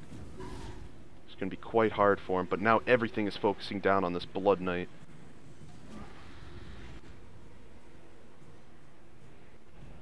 It looks like the Blood Knight is failing. What is going on this battle? Helm of Discord going down.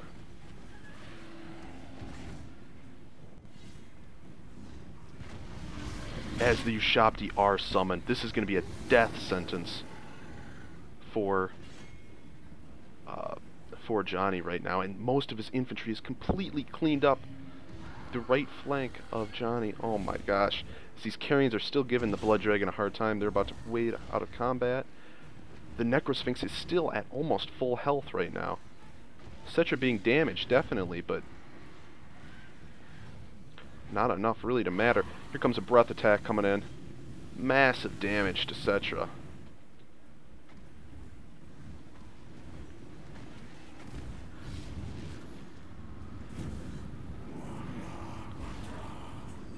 Not really sure what's going on in this match. This is actually insane. This entire time the unholy lodestone has been actually out of combat. There goes another unit of Graveguard. Brendan is now just cleaning up Johnny's infantry. Wow.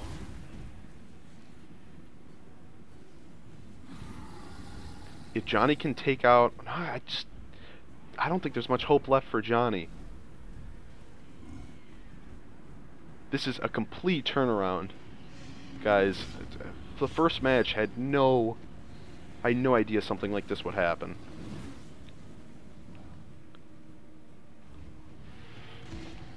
Most of Johnny's infantry is getting out of the fight now. Johnny is still trying to summon a few less zombies. Just try to deal with his infantry, but most of these guys are high-level Tomb Guard. Tomb Guard and Ushabti, there's not much of a chance. Yes, Setra is just running around the battlefield, not really doing anything. Just trying to run. But once Johnny's dragon goes down, this is going to be it, and that's the end of the battle. Wow. Wow. I'm really impressed by Brendan. This has been crazy. Brendan is going to win our first tournament. Wow.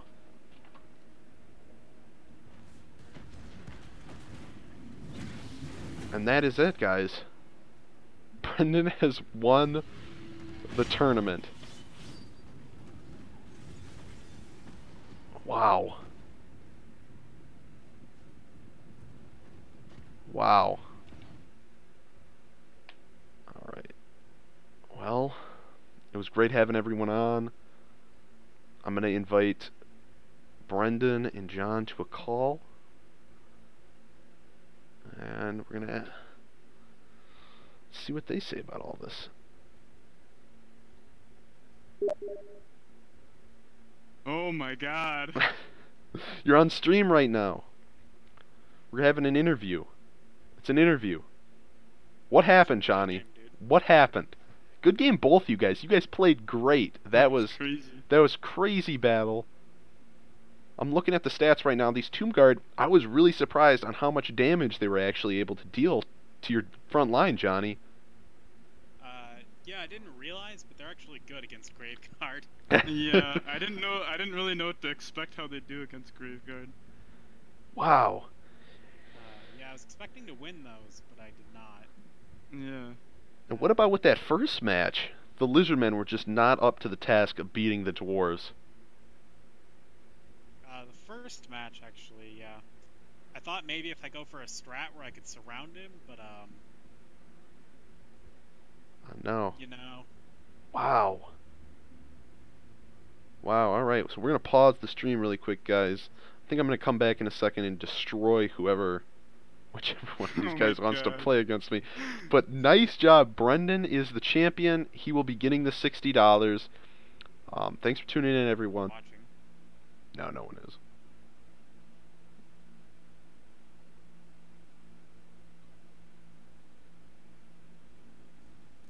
Alright, it's just going to be multiplayer battle, and it's just going to be tournament. I'm just going to host it. Alright, and we're back live. This is it, guys. All of those other battles, they were all fake. I got Johnny here in the Discord call with me, and we're going to be streaming a 1v1, alright? I don't know, Johnny, you want to do a best of 3, or is this just a winner-takes-all kind of duel? Well, you know, however you want to do it. If you want to do a best of 3, we can. I'm down. I need some practice, obviously.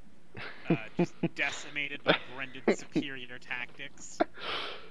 Brendan had the mic.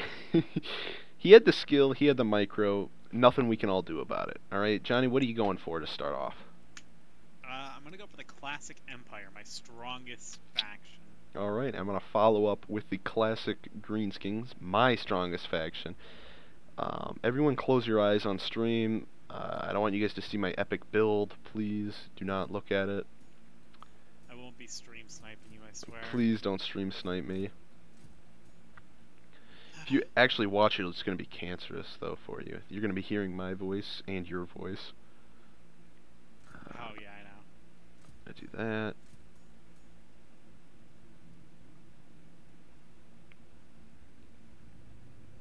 We're going to grab.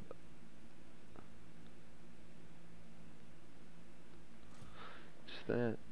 Maybe, Johnny, maybe you'll come back and you'll beat me on stream and prove to everyone that you're actually better than everyone. Yeah, that was like really unexpected too. For me, even. For me, but you know, I think he did good, honestly. I think he improved a lot. Like, he learned. Every single battle he improved a bit. See, I was like sweating balls when I saw I was Vampire Counts versus his Tomb Kings. I was like, shit. Really? Yeah, I knew I couldn't win. I hadn't practiced his Vampire Counts very much either. Shit. I have only ever played that one build as them. Really? So, Jesus. Yes. Yeah, wow.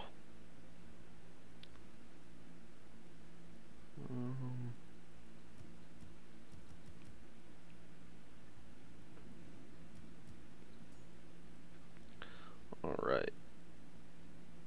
What map are we going for?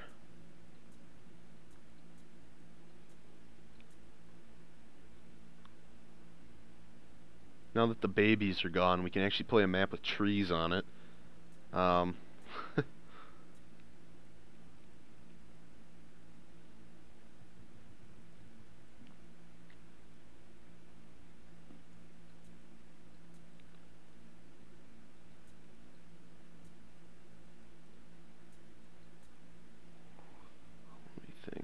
Are you almost ready?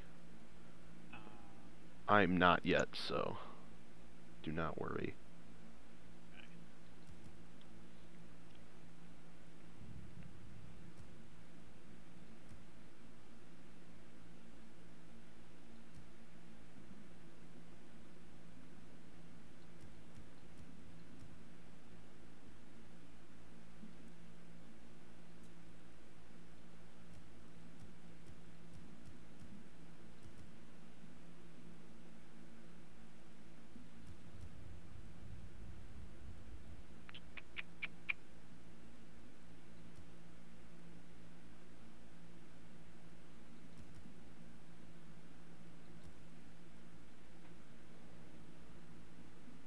Hmm.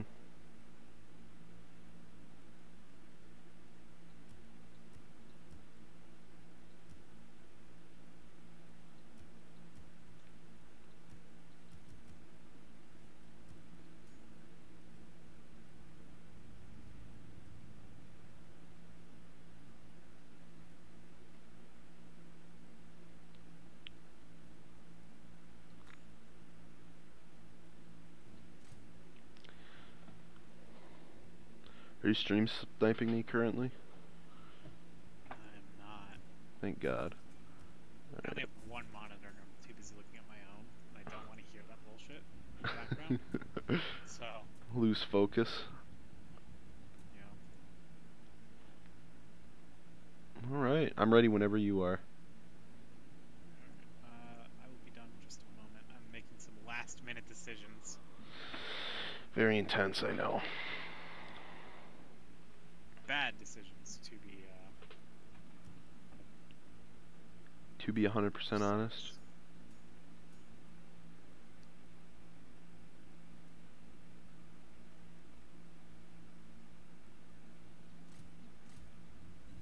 Alright, Nick, let's start this. Alright. May the better gamer win. Oh.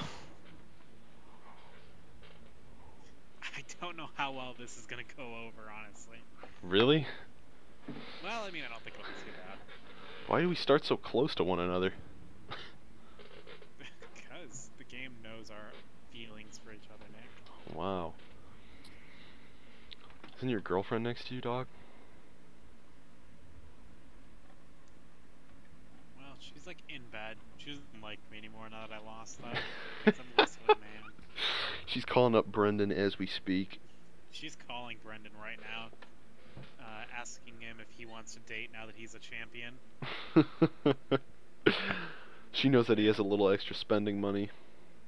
No, Brendan, he beat me. Yeah, she's just... She's just she's taking disgusted. selfies in preparation. Sending him over Brendan's way. This is such a weird deployment. What the... I have the worst spot of all time as well. Yes, you do. Holy shit. You're lucky I didn't go, like, full artillery. Jesus. I don't even know where to put my units here. Dog. We played a win.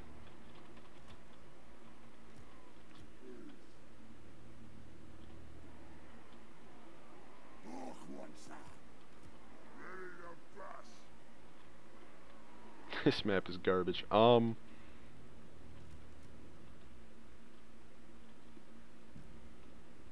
Yeah, it really is.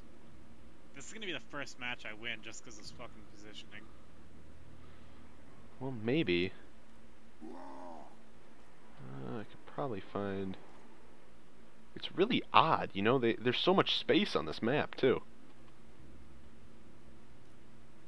Yeah.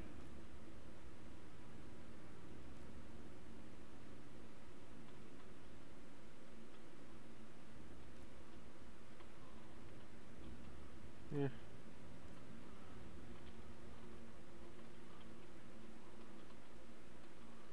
The Black Hawks will win! Alright, Nick, I'm ready whenever you are. Alright. Give your boy just 1 second. Is anyone watching the stream, or is it over? Is like no one care anymore? I think it's a little bit of both.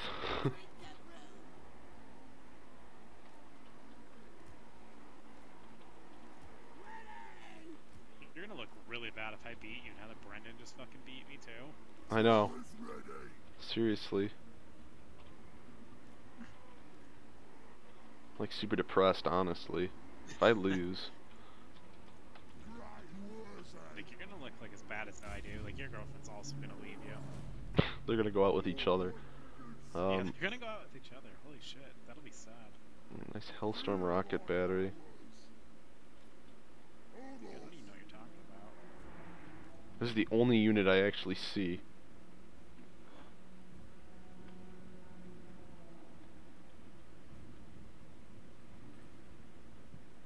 Always ready. Run, boys. Damn, I didn't think you'd notice. Yeah, you've been playing against the other boys too long.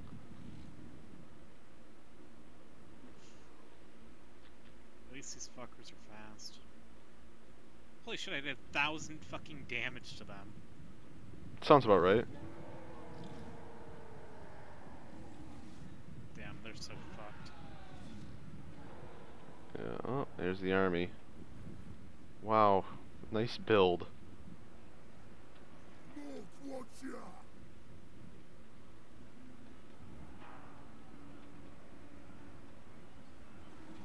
Poor boy, bigger. Okay, we're gonna actually get out of there.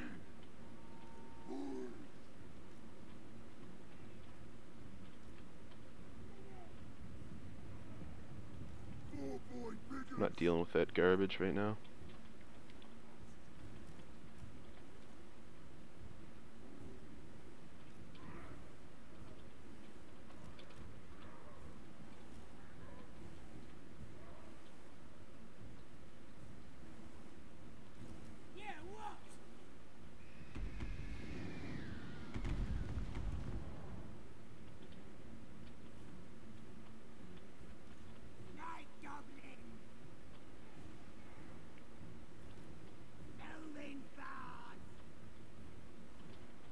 Hmm.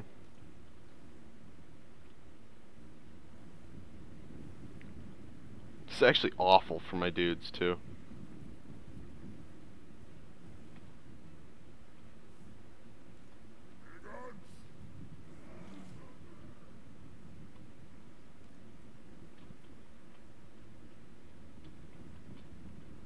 Boys. Smash him. That's good. Fieldawa.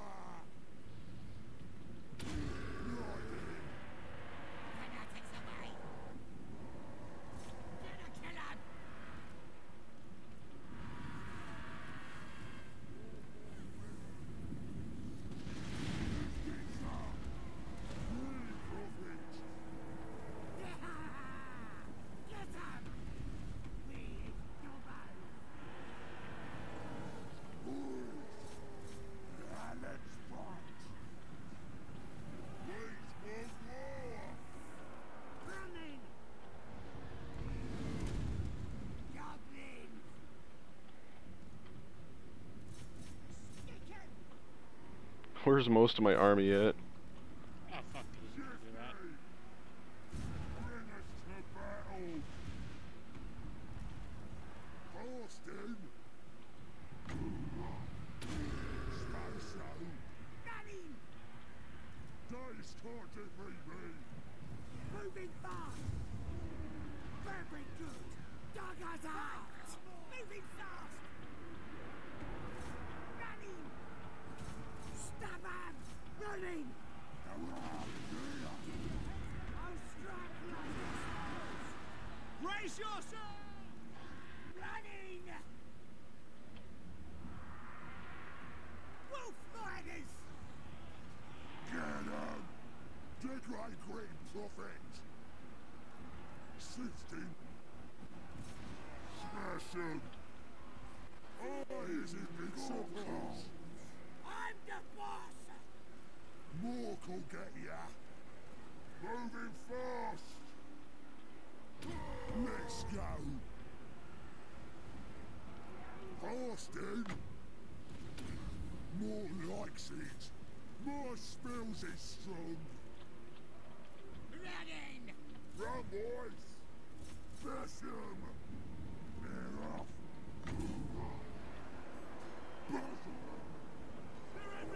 Sifting. Fasting. Damn you. Mm-hmm. Where's the cave? Have it! Kill his lord. Alright, alright. Alright, alright. Moving fast! Where's Poor boy Biggins. Dig like great prophet.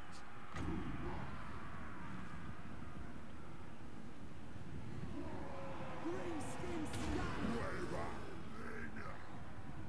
Night goblins! Moving fast! Running! Moving fast! Running! Fuck you, That's Bowser. good! Sifting. Lightning. Eyes ready. Is their will fasting? Stickers ready! Right, Warzone. Sifting. Come on, everyone. One more. Run, boys. The gods have abandoned us! Where's the cave? My spells are ready. Where's I'll show 'em! We're off. Show us the enemy. Shifting. Moving fast. Moving fast! I is invincibles. Time for slaughtering. Smash 'em. Crush 'em. Do you like constant fricking, Run, boys. I'm the boss! Fasting. Ah, damn. There we go, ladies Now and you have to gentlemen. be- Even with an inferior map, I was in such a disadvantage, too. Fuck that map, dude. Okay, well, did you see what happened with my fucking Sunmaker? I got like a couple of kills. Shot into the fucking back of my own car more than it hurt you. Sounds about right. Would you like to do one more, or are you calling it quits? I'll do one more. As Alright. long as I can still play Empire. Okay, well the map will change, I hope you know. I prefer that. Let's go on my home turf. Tomb Kings? Wow, okay. I am a Tomb King at heart. Against the Empire.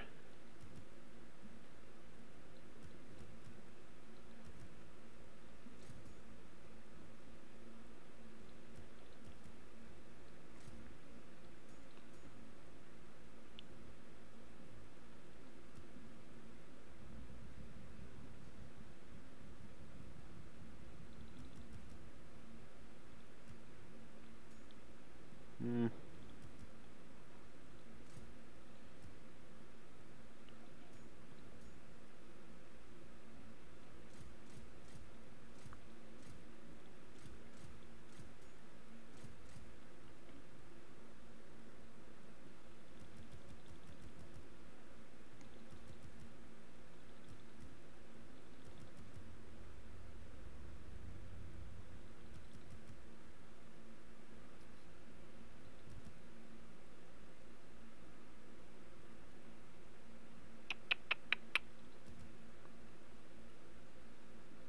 I'm surprised. Oh yeah, that's right. You couldn't have done a Flame Wizard either against Brendan.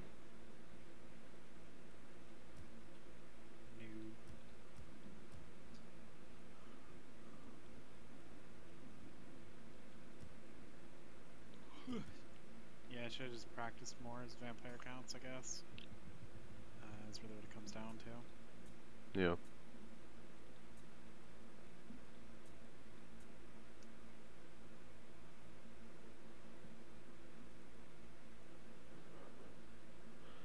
The Ash. Honestly, I'm fucking sorry for this build.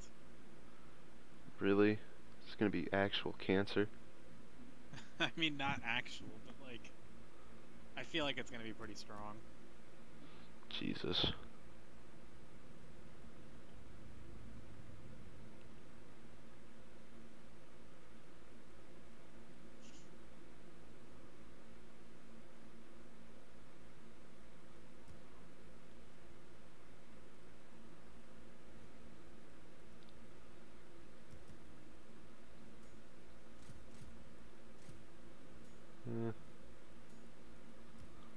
Okay, I got 277 left over.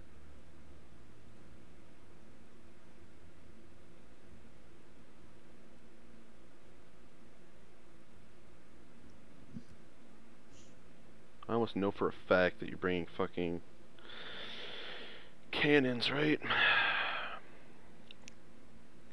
Well, that was a casual attempt to get my info, dude. Oh.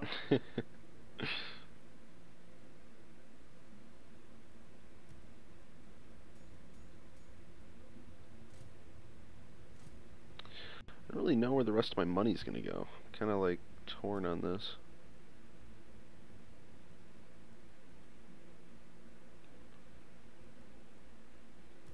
Maybe I can like.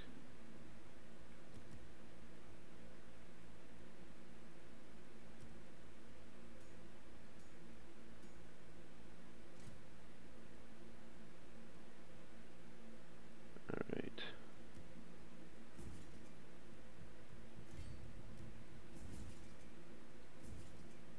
All right, I'm ready whenever you are. Alright, let's do this, let's do this. I hope this is not as bad as I think it's gonna be.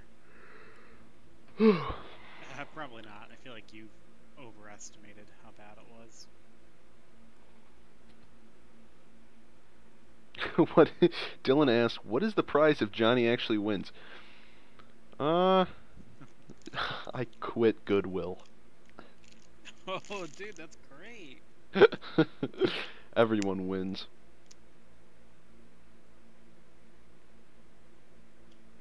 Nick has to come in and accompany me all day tomorrow, so I don't have to deal with Sunday.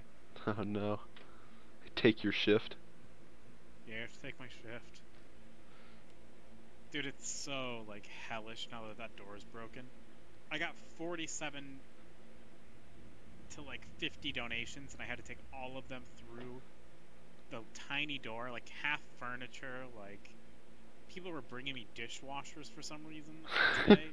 Several? Like, yes. Even though it was like snowing and hailing and everything, they were just like, today is the day. I've got to bring my dishwasher in. My time is nigh.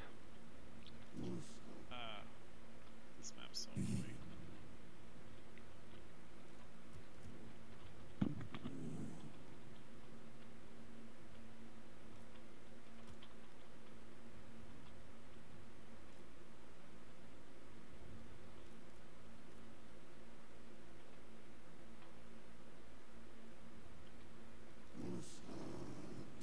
I cannot. Huh, weird. Alright.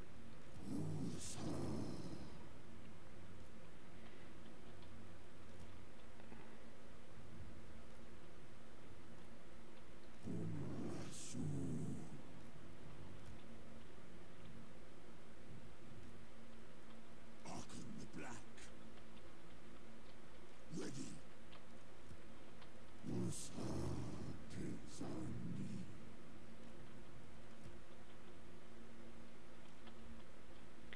Tremble before Arkan.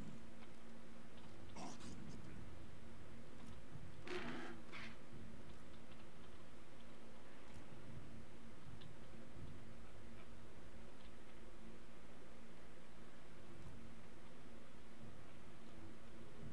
I knew I'd like never lose as the Empire, but unfortunately I can't only play Empire.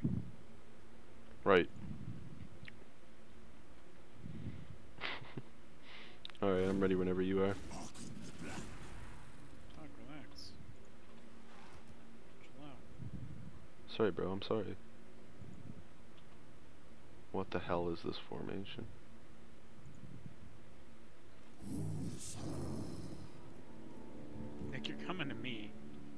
think you get it. Yeah, I see that. King of Lichis.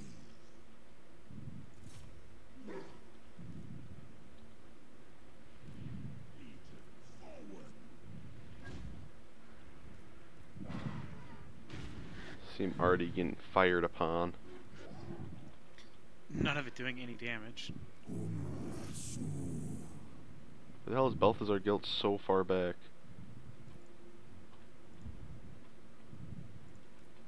No, most things I forgot about him.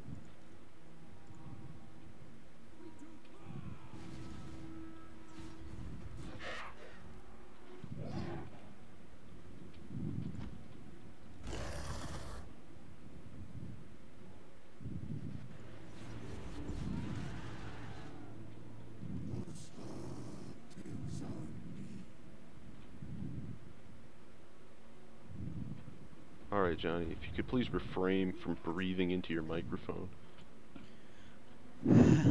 I know. Dog,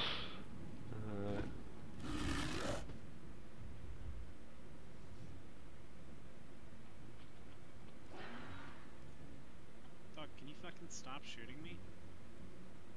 Haha, the Royal Altdorf Griffites, really? Of fucking course. Fuck those dudes.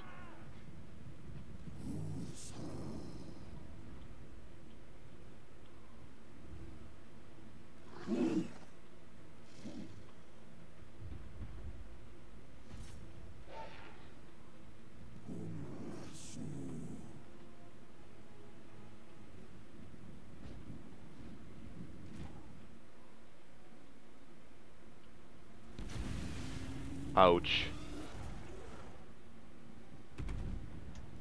Wow, really? This kind of play again? Look up! Look up!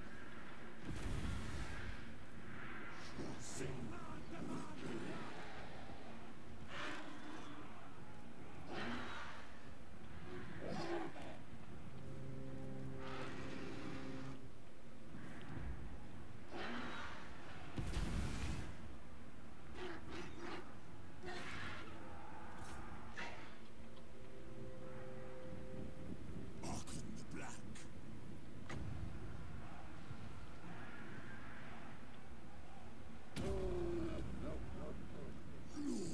Law of Death.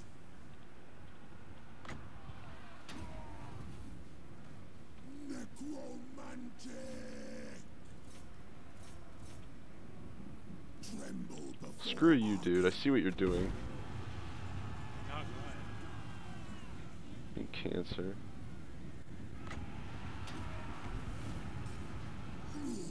of Death. There goes my lord. Is my lord actually gonna die right here? Oh my god, just about. There he goes! That was stupid.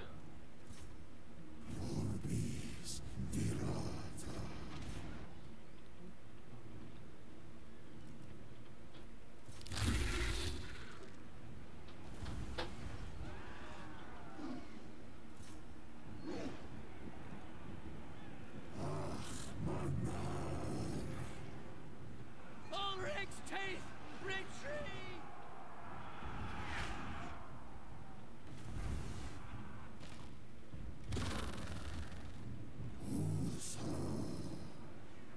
They will pay!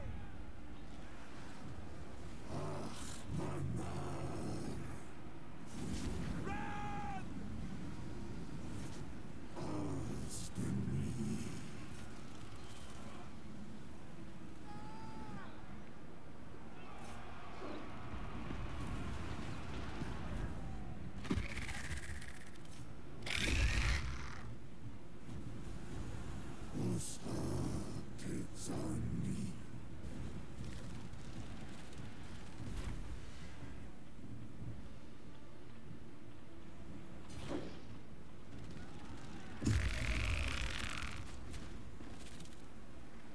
Flee!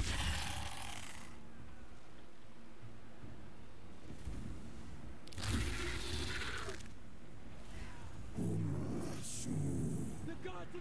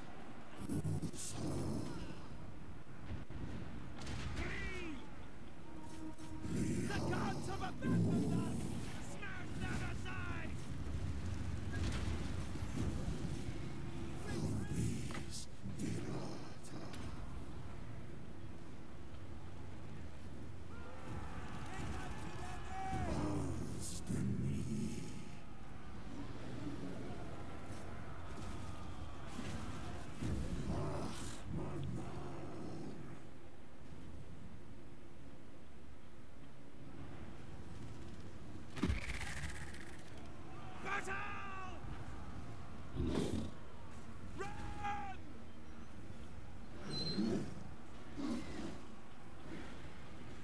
Ah! Flee!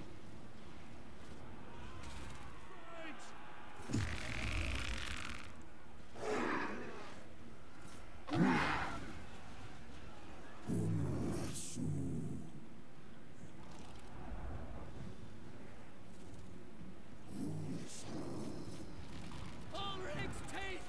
Retreat! Run!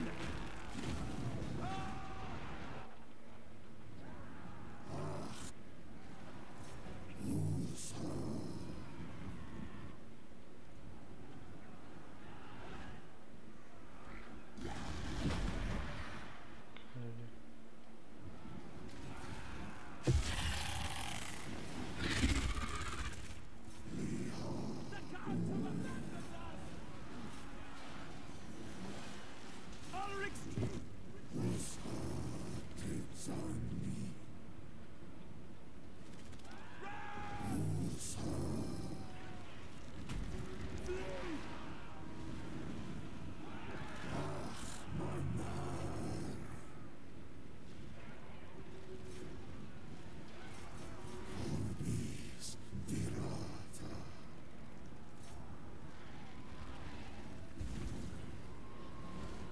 Oh, and your units are starting to rally. This one looks like it's probably going to be a loss for me. Just because of your freaking Luminarch of Hysh. It's decimating my dudes. The strongest unit in the game, yes.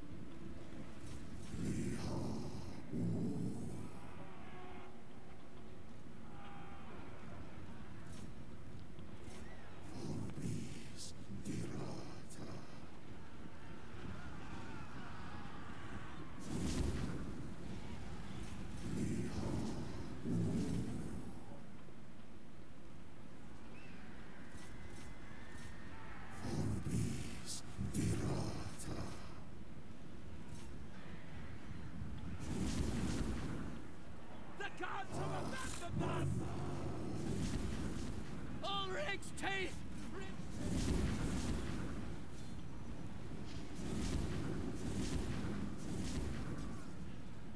Run!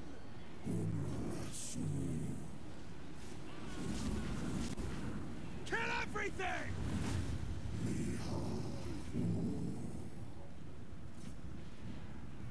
The gods have abandoned us!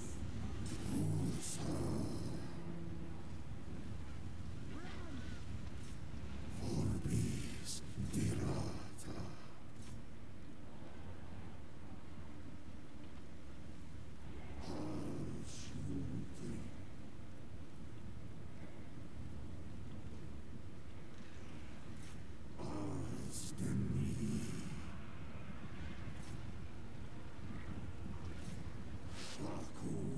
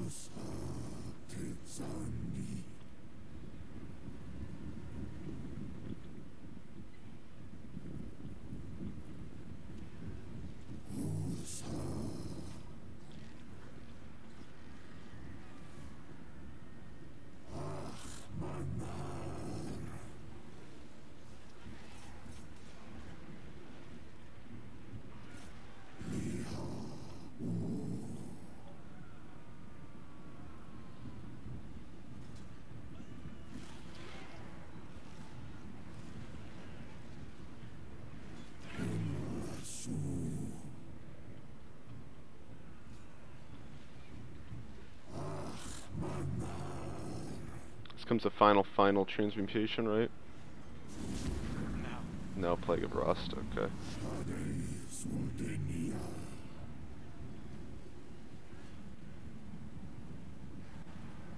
Damn your halberds, by the way. You know if you engage, you will lose. The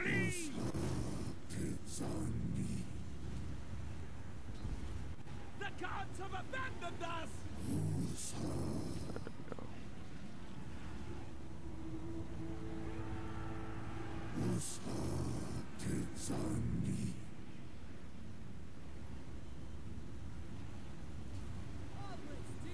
Retreat!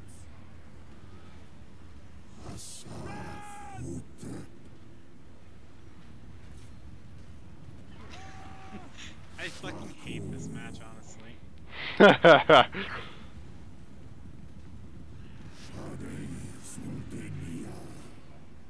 We're probably gonna win.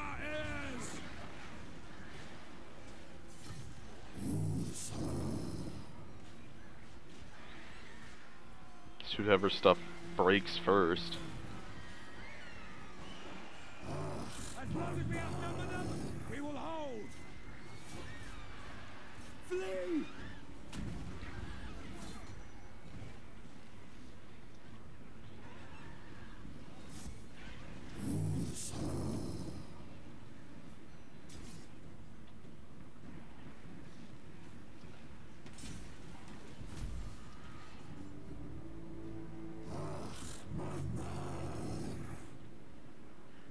That's a fucking good unit pick, that fucking regen one.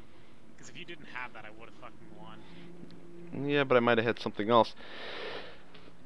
God. I can't believe I actually just pulled that shit off. I wasn't sure how long I could fucking run around with these fucking Altdorf Knights. My fucking Witch Hunter ran out of ammo. Yep. God. My fucking Arkan dude got one single kill. How about that? How about that? Tomb Kings, all they do is rely on leadership. Arkan died in the first 5 seconds of that battle. Arkan was just insta-wiped by one shot from the Luminarch and one hit from Balthazar. I know, my guys retreated before yours. That was insane. Oh, how yours retreated? Yeah, I thought with my Witch Hunter, my Lord, and my fucking epic fucking Altdorf Knights to your fucking random dudes. Thought I'd win that, but I thought I would retreat first at least, I mean. Nope. No, I don't know. I had this really close match with Ethan too the other day. Alright, I'm going to end the stream really quick. Hold on, stay in the Discord call. Alright, guys. Brennan is declared the winner. Got a little extra with me and Johnny. And tune in tomorrow when we do the losers bracket. See you guys.